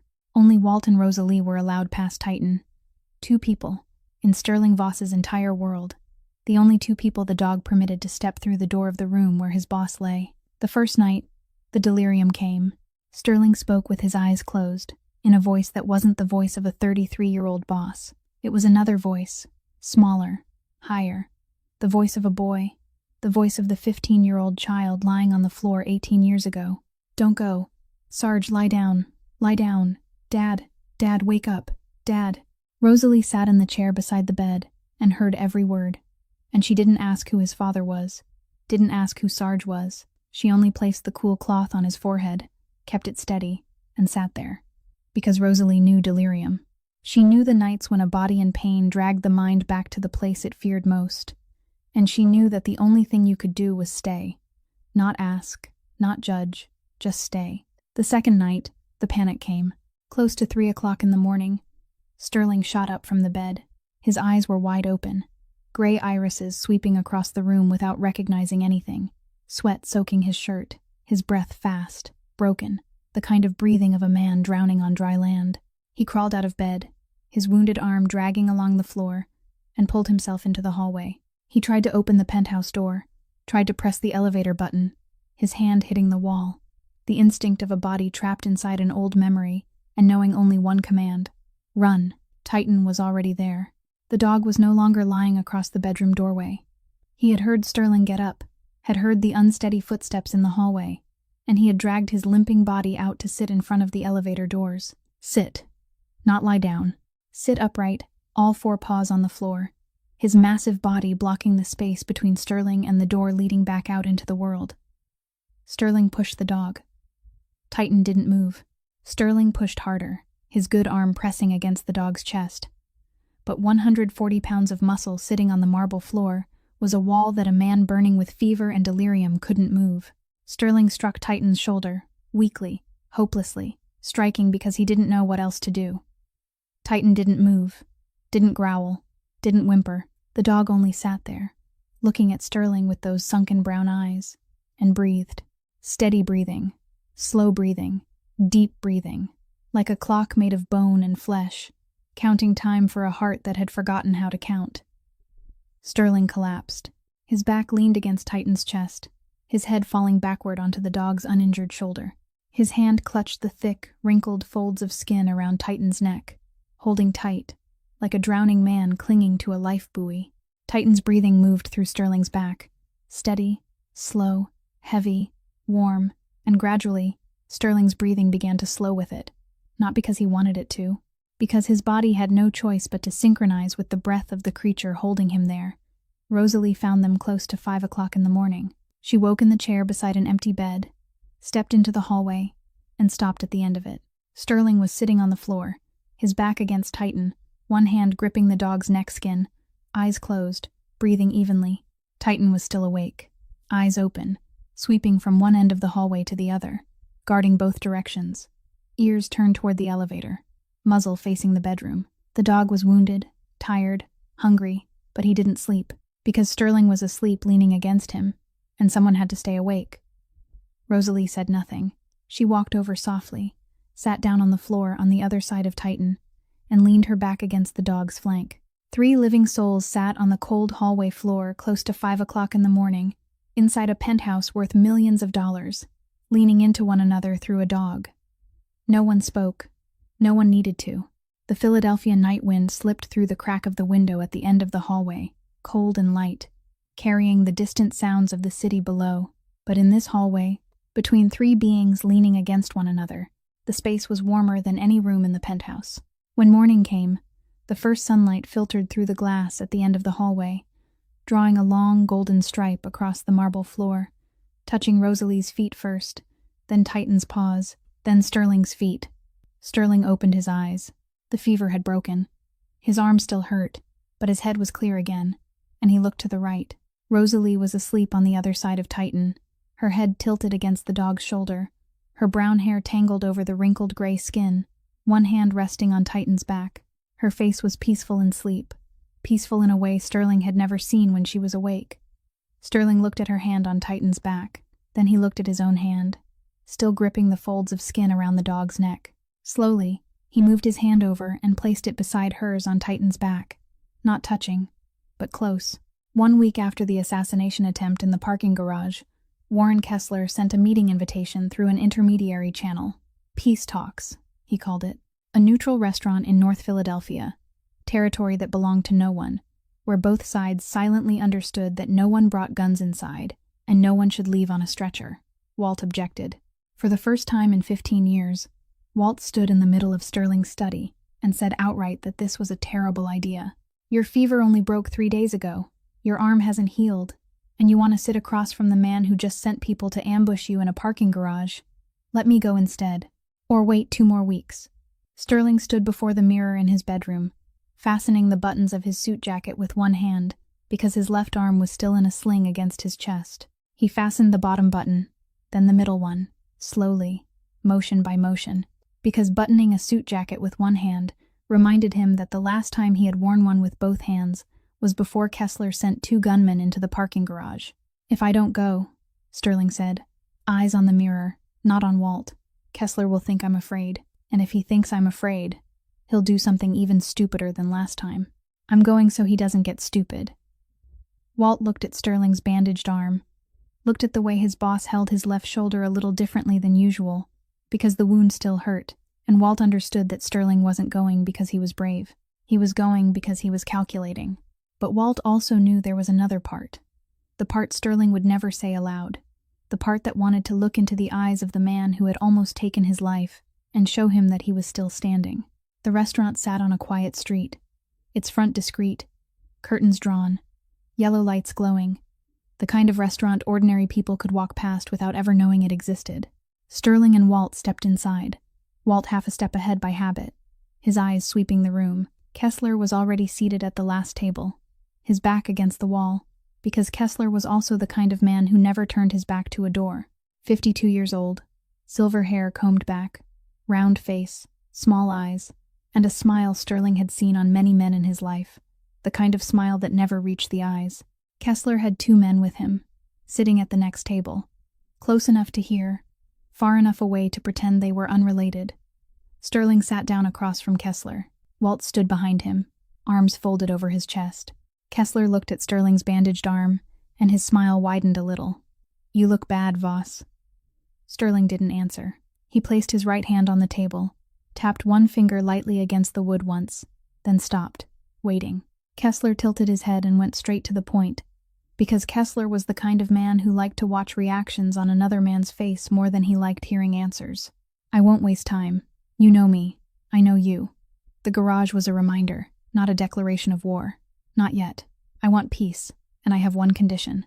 Silence. Sterling looked at Kessler. Kessler looked at Sterling.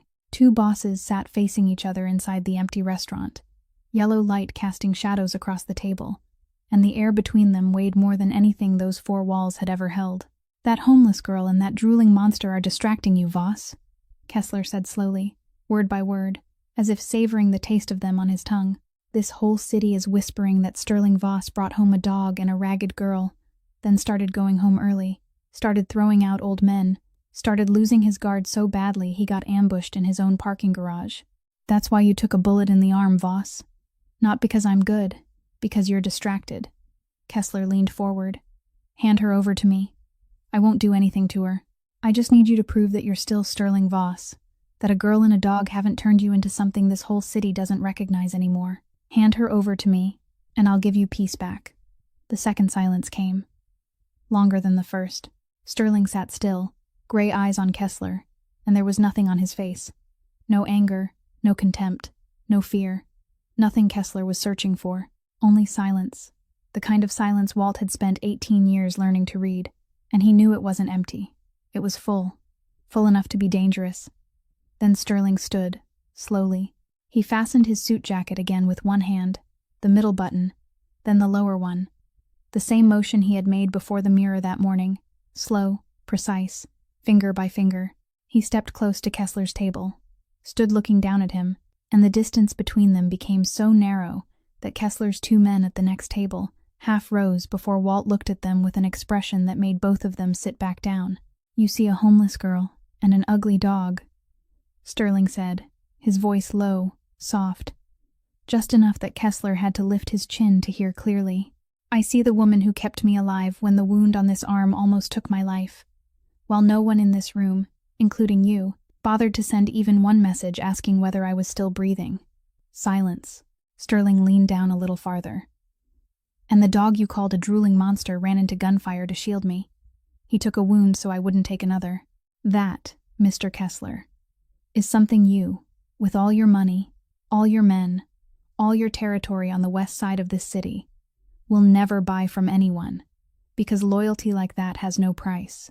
And what has no price doesn't get handed over." Kessler sat still. The smile was gone. His small eyes looked at Sterling, and for the first time that evening, he didn't see an opening. He saw a wall. "Feeling will kill you, Voss," Kessler said, his voice flatter now, the earlier savor gone from it. Sterling straightened, looked down at Kessler for one more second. "Maybe," he said, "but it'll come looking for you first."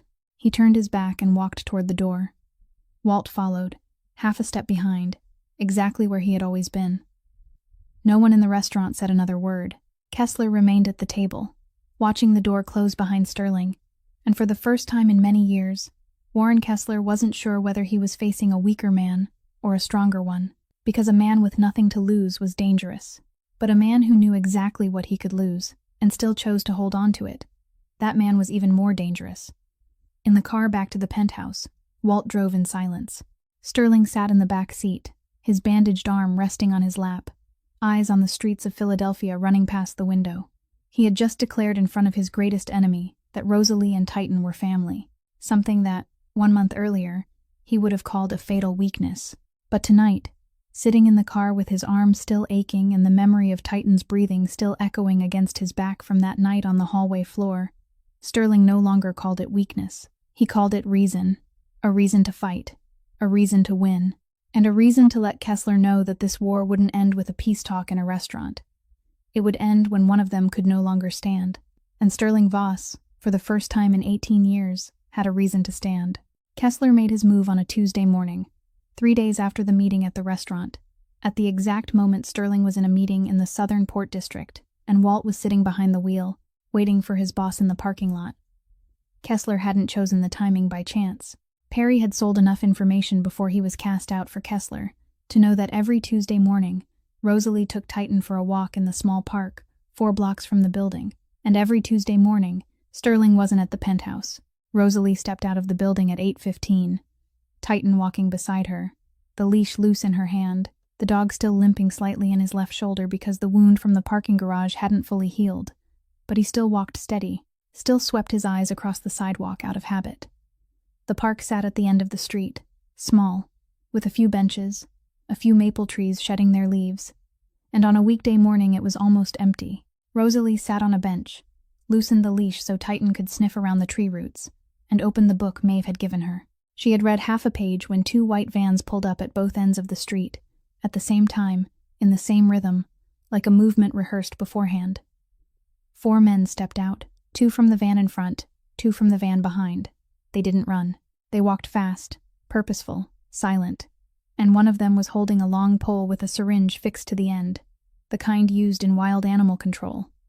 Titan smelled them before Rosalie saw them. The dog turned his head, the fur along his neck rising, his muzzle opening, and he stepped toward Rosalie, instinct pulling him back to his mistress, Before the fighting instinct could fully wake, the man with the injection pole rushed in from behind. The needle drove into the muscle of Titan's hind thigh, and the dog jerked, spun back, snapped, and missed the man's arm. But the sedative was already inside him. 10 seconds. Titan staggered. 15 seconds. The dog's forelegs buckled. His muzzle touched the ground. His sunken brown eyes trying to stay open, trying to look at Rosalie, trying to stand again. But his body no longer listened. 20 seconds. Titan collapsed on the sidewalk, his massive body falling like a wall being torn down from within, and lay motionless. Rosalie screamed. She jumped off the bench and rushed toward Titan. But the two men from behind had already reached her. She fought with everything she had, with all the strength of a small body that had learned how to endure pain and had learned how to strike back when there was nothing left to lose. But 4 men, 4 pairs of hands, 4 sets of shoulders, were too many, too strong. And Rosalie was dragged into the rear van in less than 30 seconds. The door slammed shut. The van sped away. The second van followed. The street was empty again. Only Titan remained on the sidewalk, unconscious, drool spilling onto the concrete, maple leaves falling across his back, and Rosalie's book lying face down on the ground about 6.5 feet away, the page she had been reading folded by the wind. Walt found Titan 20 minutes later. A local resident called the building to report that a large dog was lying motionless on the sidewalk near the park, and the lobby attendant called Walt, and Walt drove there in 4 minutes. He saw Titan first, saw the dog lying on the sidewalk without Rosalie, the leash still fastened to his collar, but the other end held by no one, and Walt understood at once. He knelt to check Titan. The dog was still breathing, his heartbeat slow but steady, pupils dilated, signs of sedation. Walt stood and called Sterling. Sterling answered after 2 rings. Walt said 3 sentences. Short, clean, enough. Rosalie was taken. Titan was sedated. At the park 4 blocks from the building. Silence came from the other end of the line. Not cold silence. Not angry silence. Walt had heard Sterling silent thousands of times in 15 years. Silent before giving orders. Silent before dealing with someone. Silent in the calculating way. The weighing way. The way of a man who still controlled the situation and only needed a few more seconds to choose the next step. This silence wasn't that kind. When Sterling spoke, his voice was different. Walt heard it, and his hand tightened around the phone because he recognized something he had never heard in his boss's voice in 15 years. Fear. Sterling Voss was afraid. Not afraid of Kessler, not afraid of war, afraid in the way only people with something to lose can be afraid. The fear of a man who has just realized the most important thing in his life is in his enemy's hands, and he doesn't know where she is, doesn't know whether she is safe, doesn't know whether he'll be in time. "I'll be there in 10 minutes, Sterling said. "Don't let anyone touch the dog." Sterling arrived in 8 minutes. He stepped out of the car before the wheels had fully stopped, ran to where Titan lay on the sidewalk, and dropped to his knees. His bandaged arm was still strapped against his chest. His right hand settled on the dog's head, and he called his name. "Titan, wake up, wake up." The dog opened his eyes, dazed, disoriented, pupils still wide, but he heard Sterling's voice. He tried to stand, all 4 legs shaking, swaying, falling, rising again, falling again. Then he vomited, dry heaving on the sidewalk because his stomach was empty, and Sterling held his head until it was over, his hand stroking the wrinkled folds of skin around his neck, waiting. Titan stood the 3rd time, unsteady but not falling, and before Sterling could say anything, the dog lowered his muzzle to the ground, inhaled, and began to move, staggering, his hind legs dragging, his head dipped low, his nose nearly touching the pavement, but moving. He tracked the ground from the place where he had fallen to the curb, then across the street, then along the edge of the road, following a route no human eye could see, but he could smell. His mistress was gone, and his instinct didn't need an order, didn't need an explanation. It knew only one thing: find. Sterling watched the dog stagger along the sidewalk, drugged, vomiting, shoulder still hurting, legs still trembling, but still searching, still walking, still refusing to give up, and Sterling knew this feeling. He didn't need an old memory to drag him back. Didn't need the floor from 18 years ago. He knew what it felt like to run toward someone you loved, without knowing whether you would be in time, because he was living it right now, right here on a Philadelphia sidewalk in broad daylight, with his arm still aching and his heart beating faster than it ever had in his life. Go, Sterling said to Titan, his voice low, quiet, but certain. Find her. Titan went. Sterling followed. Walt drove slowly behind them. The dog led the way through streets, through residential blocks, through the Eastern Port District, his nose nearly touching the ground, all four legs still shaking but never stopping. He walked for 40 minutes, crossing streets. Sterling knew well because this was his territory. But today he was walking through his own territory on the feet of a man terrified of losing everything, and every familiar street looked different when you were running. Titan stopped in front of an abandoned warehouse along the Delaware River, at the end of a dirt road leading down to an old pier, with a rusted iron door, cracked concrete walls, and a slanting metal roof. The dog sat before the door, lifted his head to look at Sterling, and whimpered once. A small, urgent whimper, the kind Sterling had heard on that first night at the port, when Titan whimpered beside Rosalie unconscious in the rain. She was inside. Sterling looked at the rusted iron door, looked at the dog, looked at Walt stepping out of the car, his gun already drawn, his face already shifted into the mode Sterling knew as battle. Sterling closed his right hand into a fist, his knuckles turning white, and stepped toward the door. 4 of Sterling's men arrived within 15 minutes after Walt's call. They parked at the end of the dirt road, turned off the engines, and stepped out in silence. No one asked questions.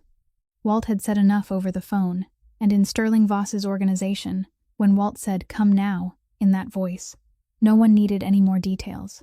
Sterling stood before the rusted iron door of the warehouse, looking through the narrow crack, listening. Inside, there were footsteps. At least 2 people, maybe 3, moving slowly, not hurried, not alert, the kind of footsteps that belonged to men who thought no one knew about this place. Titan sat beside Sterling, his muzzle pointed toward the door, his body still trembling lightly because the sedative hadn't fully worn off, his shoulders still hurting, but those sunken brown eyes were completely awake. The dog knew his mistress was inside, and everything else, the sedative, the wound, the exhaustion, no longer mattered. Walt checked his gun and nodded to Sterling. The 4 men spread out on both sides of the door. Sterling looked at Titan. Titan looked at Sterling. Then Sterling kicked the door. The rusted hinges couldn't survive a kick from a man who had a reason to kick. The door burst open. Afternoon light rushed into the dark warehouse, and Titan charged in before the door even hit the wall. The dog shot across the threshold, his massive body cutting through the shadows. And the guard closest to the door, a man turning around at the sound of the door breaking open, didn't have time to understand what he was seeing before that wall of flesh slammed straight into him and drove him backward into the concrete wall behind him. The man slid down to the floor and didn't get up. Walt and the 4 men poured in right after Titan. Fast. Decisive. The 2 remaining guards were subdued before they could draw their weapons, forced to the floor, hands tied, and everything was over in less than a minute. No dragging it out. No drama. Only the ruthless efficiency of an organization that knew how to handle situations because it had handled hundreds of them before. The warehouse was wide, high-ceilinged, smelling of damp rot and old machine oil. At the back was a small room, probably once the manager's office, with a thin wooden door locked from the outside by an iron bar set across it. Walt removed the bar, opened the door, and stepped aside so Sterling could enter. Sterling crossed the threshold and stopped. Rosalie sat on the cold concrete floor, her back against the wall, both hands tied behind her with plastic ties, her wrists scraped raw and red from rubbing against the restraint for hours. One side of her face was swollen, her left cheek faintly bruised, her lower lip split, but there was no fear in her eyes. Sterling had seen many faces in his life. The face of someone captured, the face of someone betrayed, the face of someone who knew they were about to lose everything. Rosalie's eyes didn't look like any of those. Her eyes held anger, cold, quiet. The anger of someone used to being locked up, used to being tied, used to being hit, and who had long ago transformed fear into something harder, stronger, something 4 years with Troy Dunn had forged inside her, the way fire forges steel. On the floor beside her, Sterling saw a rusted piece of metal, as small as a finger, thin, sharp-edged, the kind of broken scrap that might have come from an old window frame or from a rusted sheet of metal on the wall. The plastic ties around her wrists had been scraped down, the outer strand already cut through, the second strand nearly cut, and if Sterling had arrived 1 hour later, Rosalie might have freed herself with her scraped hands. With a rusted scrap picked up from the warehouse floor, with the patience and survival skills she had learned during 4 years of being imprisoned inside her own home. She was saving herself before Sterling managed to reach her. Titan rushed into the room before Sterling did. The dog ran straight to Rosalie, pushed his muzzle into her face, licked her cheek, licked the tears she didn't know had fallen, whimpered softly, that small trembling sound of an animal that had just found again the only thing it lived for. Rosalie leaned forward, both hands still bound behind her back, and buried her face in Titan's neck, pressed her face into the wrinkled gray folds of his skin, and spoke. She didn't cry. Her voice broke at the edges, but not completely, and a small laugh slipped in between the words, the kind of laugh of someone who had just escaped death and realized she was still alive. The kind of laugh that comes while tears fall at the same time the mouth tries to smile. You found me again. You always find me, don't you? Titan licked her face once more, his tail wagging weakly against the concrete floor, and whimpered again, as if saying, I'll always find you. Wherever you go, I'll find you. Sterling stood in the doorway, watching her hold the dog with a swollen face and scraped hands, watching the plastic ties nearly cut through, watching the rusted scrap on the floor, and he understood something he had probably known for a long time, but had never admitted. Rosalie didn't need him to be a hero. She didn't need anyone to be a hero. She had survived before she met him, through instinct, through resilience, through hands that trembled but never stopped searching for a way out. And she would survive without him. She didn't need him to save her, but she shouldn't have to survive alone. No one should have to survive alone. Sterling stepped forward. Walt cut the ties from Rosalie's wrists from behind her, gentle and quick, then left the room and closed the door without a sound. Rosalie brought both hands forward, her wrists red, scraped, shaking, and she wrapped both arms around Titan for the first time since she had been taken, holding him tightly, her fingers gripping the wrinkled skin around his neck. And then she cried, soundlessly, only tears running down her swollen cheek, falling into Titan's gray fur, while the dog lay still and let her cry, his muzzle resting on her shoulder, his eyes closed. Sterling knelt down, slowly. His knee touched the cold concrete floor, his bandaged arm still strapped against his chest, and he reached out with his right hand, placed it on Titan's back, then brought his left arm, the arm that still hurt, still hadn't healed, around Rosalie's shoulders. He said nothing. Didn't say, I'm sorry. Didn't say, I'll protect you. Didn't say any of the words the world expected a man to say in a moment like this, because Sterling Voss didn't know those words, had never learned them, and maybe never would. But he knew how to kneel, he knew how to hold, and he knew how to stay. 3 living souls knelt on the cold concrete floor inside the filthy room of a warehouse by the Delaware River. A girl with a swollen face and scraped hands, a dog with a hurting shoulder and a wet muzzle, and a mafia boss with a bandaged arm and gray eyes that, for the first time in his life, weren't trying to hide anything. They stayed that way until Walt tapped softly on the door. 3 even, gentle knocks, and called through the thin wooden door in the most normal voice he could find. It's safe now, boss. Let's go home.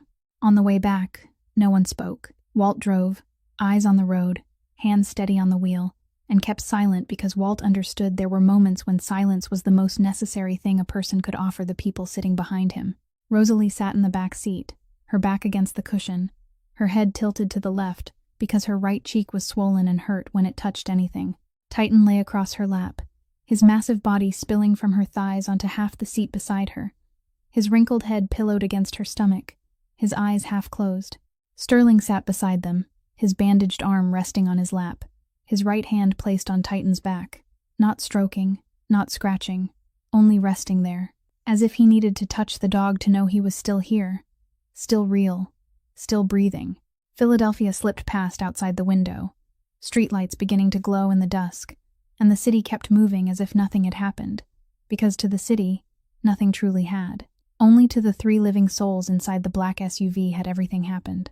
The car stopped in front of the building.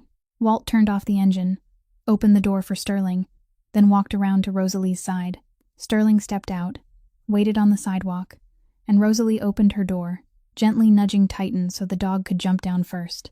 Titan landed on the sidewalk, all 4 paws touching stone, and stood steady for 2 seconds. Then, instead of walking toward the building entrance, the dog turned his head. He turned back toward the road the car had just taken, toward the port, toward the warehouse by the Delaware River. He started walking, staggering, his hind legs still weak because the sedative hadn't fully worn off, and he lowered his muzzle to the ground, sniffing, whimpering softly. Walt looked at the dog and frowned. He still has the drug in his system. He's disoriented, doesn't know the way home. Rosalie had stepped out of the car. She stood on the sidewalk, watching Titan stagger across the pavement, watching the dog lower his muzzle and scent the ground, watching the way he tried to walk back toward the warehouse, even though all four legs trembled and his body was exhausted. And she understood. She understood because she was the only person in the world who knew Titan better than Titan knew himself. "He isn't looking for the way," Rosalie said, her voice light, quiet, but certain, the way it always was when she spoke about her dog. "He's checking whether anyone else is still trapped in there." Silence. Walt stopped mid-step. Sterling stopped mid-breath. Both men stood on the Philadelphia sidewalk looking at the dog who had just been sedated, who had just been wounded in the shoulder, who had just run for 40 minutes to lead them to his mistress, who had just charged into a warehouse and slammed a man twice his size across the room. And now, instead of lying down to rest, instead of eating, instead of sleeping, he was trying to go back to the place where he had nearly lost his mistress. Not for himself, but because the deepest instinct in him said there might still be someone in there. There might still be someone who needed help. There might still be someone sitting on a cold concrete floor with hands tied and no dog coming to find them. Sterling walked to Titan's side, slowly. He knelt on the sidewalk, his knee touching the cold stone, his bandaged arm hanging against his chest, his right hand reaching out to grip the thick, wrinkled folds of skin around the dog's neck. Titan stopped, turned his head to look at Sterling. Those sunken brown eyes, tired, red, still blurred at the edges from the sedative, looked at him. "There's no one left in there," Sterling said. His voice was soft, softer than any order he had ever given in his life, softer even than the whisper he had given Titan in the penthouse entryway after the night of Perry's betrayal. So soft, Walt had to lean closer to hear it. "We're going home. We," one word. Not I. Not even the formal all of us. We. Folding all three of them, Sterling, Rosalie, Titan, into a single syllable. Naturally, without thought, without planning, only because that was the only right word in that moment. For the first time, Sterling Voss used a word that placed himself in the same place as two other living souls, and called that place home. Titan looked at him, looked for one more second, those sunken brown eyes holding Sterling's gray gaze, and in that second, if anyone had been watching from outside, they would have seen a man kneeling on a sidewalk and looking into the eyes of an ugly dog, and the dog looking back, and between those two gazes there was a conversation that needed no words. Then Titan turned around, slowly, heavily, all four legs dragging across the sidewalk. But he turned around. He walked back to the car, climbed onto the back seat, lay down across Rosalie's lap, placed his wrinkled head on her thighs, and closed his eyes, as if hearing Sterling say "we're going home" was enough for him to let go, enough for him to trust that no one else needed saving out there anymore, and he could rest. Rosalie sat on the seat, her hand resting on Titan's head, looking at Sterling through the open car door. He still stood outside, his hand still braced on the top of the doorframe, and she looked at him with eyes Sterling had watched change over these past months, from guardedness, to refusing to look down, to respect, and now, in the Philadelphia dusk, those brown eyes looked at him with something Rosalie herself perhaps didn't yet dare name. She reached out, a small hand, her wrist still marked with red scrapes from the restraints, her fingers still trembling faintly. She placed that hand over Sterling's hand on the doorframe, lightly, only placed it there, not holding, not squeezing, only letting her hand touch the back of his, warm, light, and there for exactly 1 second. Then she let go. Sterling didn't grab it back. His hand stayed on the doorframe, motionless, not chasing her hand, not pulling it back, but he didn't withdraw his hand either. He left it there, in the place where her hand had just touched, and stood still for a while longer before closing the car door, walking around to the front seat, and sitting down beside Walt. Walt drove into the parking garage, the elevator opened, and 3 living souls stepped into the penthouse in silence. Titan dragged himself into the living room, lay down in the middle of the floor, closed his eyes, and fell asleep before his head touched the wood. Rosalie sat down beside the dog, placed her hand on his back, and closed her eyes too. Sterling stood in the living room doorway, looking at them, and didn't step inside. He stood there, his back against the doorframe, his bandaged arm hanging against his chest, and looked at the girl with the swollen face, sleeping beside the ugly dog on the wooden floor of his penthouse. And he knew that the word "we" he had spoken on the sidewalk wasn't a word he had chosen. It was the word that had chosen him, and he didn't want to give it back. A few months later, Warren Kessler was no longer a name anyone in Philadelphia dared to mention. There was no need to know what had happened, no need to know how, only the need to know that Sterling Voss was still standing, and Kessler was not. The underworld worked that way. The man still standing wrote the rules, and the man who fell became a lesson for those who came after him. But this story isn't about Kessler, not about territory, not about who won and who lost in a war between two bosses. This story is about a penthouse on the highest floor of an old building in Center City, Philadelphia, and about the way that penthouse had changed. Walt noticed the change first, because Walt came and went every day, and because Walt was the man who saw everything even when no one asked him to look. The dog bowl on the kitchen floor, set beside Rosalie's house slippers, the 10th or maybe 11th pair, because Titan had chewed through the first 9. The plants on the balcony, no longer just one pot like before, but 4 pots. Basil, mint, yellow chrysanthemums, and a small tomato plant Rosalie had planted because she said homegrown tomatoes were completely different from the ones bought at the market. Sterling watered the plants every morning. No one asked him to, no one knew. But Rosalie noticed because the soil in the pots was always damp when she woke. And Sterling woke 2 hours earlier than she did. The scent of the penthouse had changed. Before, it smelled of black coffee and emptiness. Now it smelled of coffee mixed with dog food, sautéed onions in the evening, and the shampoo Rosalie used on Titan after bathing him in the marble tub Sterling had spent a small fortune installing. The smell of home. On the living room shelf, Sterling's father's silver pocket watch rested beside the basil plant and a new photograph in a wooden frame. The photograph had been taken on Walt's phone one afternoon when no one knew Walt was taking it. Rosalie was sitting on the living room floor, legs stretched out, back against the sofa. Titan was lying on his back beside her, all 4 legs in the air, muzzle open, tongue hanging out to one side, looking so stupid and happy. It was almost impossible to believe this was the dog the whole city had once called a monster. Sterling stood behind them, his right hand holding a cup of coffee, his left hand resting on Titan's head. And he wasn't smiling in the picture, because Sterling Voss didn't smile in pictures. But those gray eyes were different. Anyone who had seen those eyes 18 years ago, or 18 months ago, or even 18 weeks ago, would have known that before, those eyes were empty. Not sad, not cold, just empty. Empty in the way of a room no one lived in.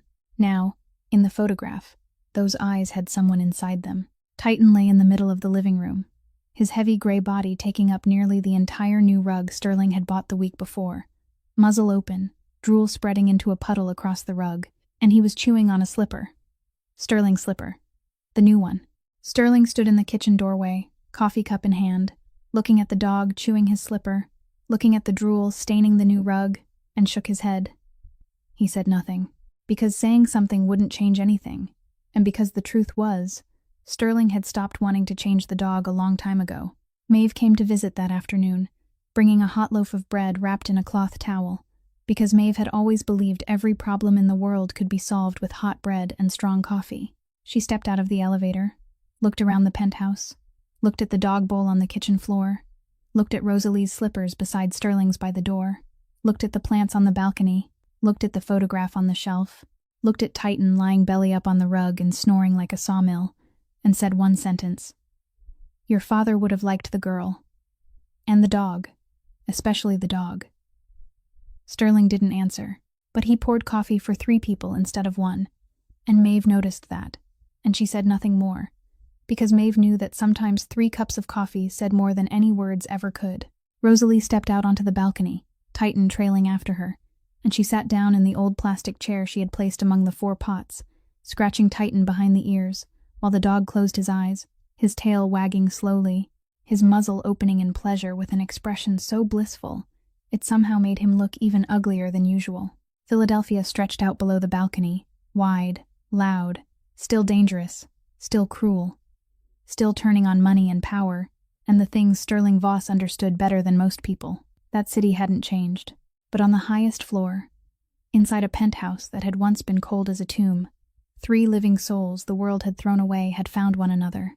A girl whose former husband had used her as a punching bag, and whose life had treated her as something disposable. A dog whose former owner had thrown him out for being too ugly, and whose streets avoided him for being too frightening.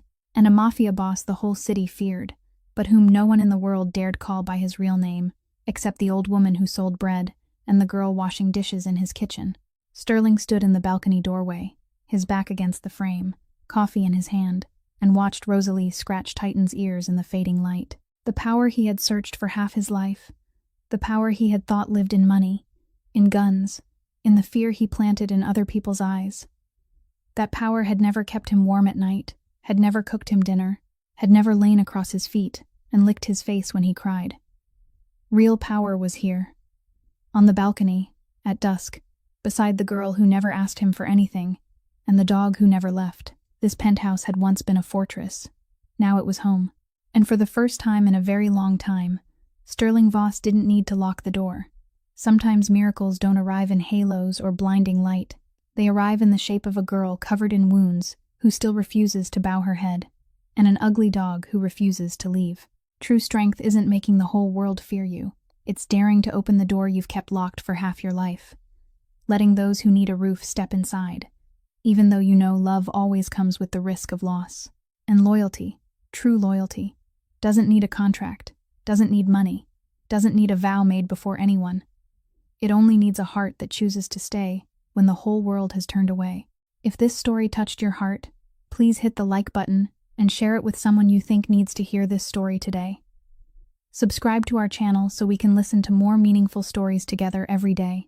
How did this story make you feel? Which character moved you the most? Which moment touched you the deepest? Write it in the comments below. We always read every line and listen to every feeling from your hearts. We wish all of you watching this video good health, a joyful life, peace, and happiness every day. Thank you for being here with us. Goodbye, and see you again in the next video.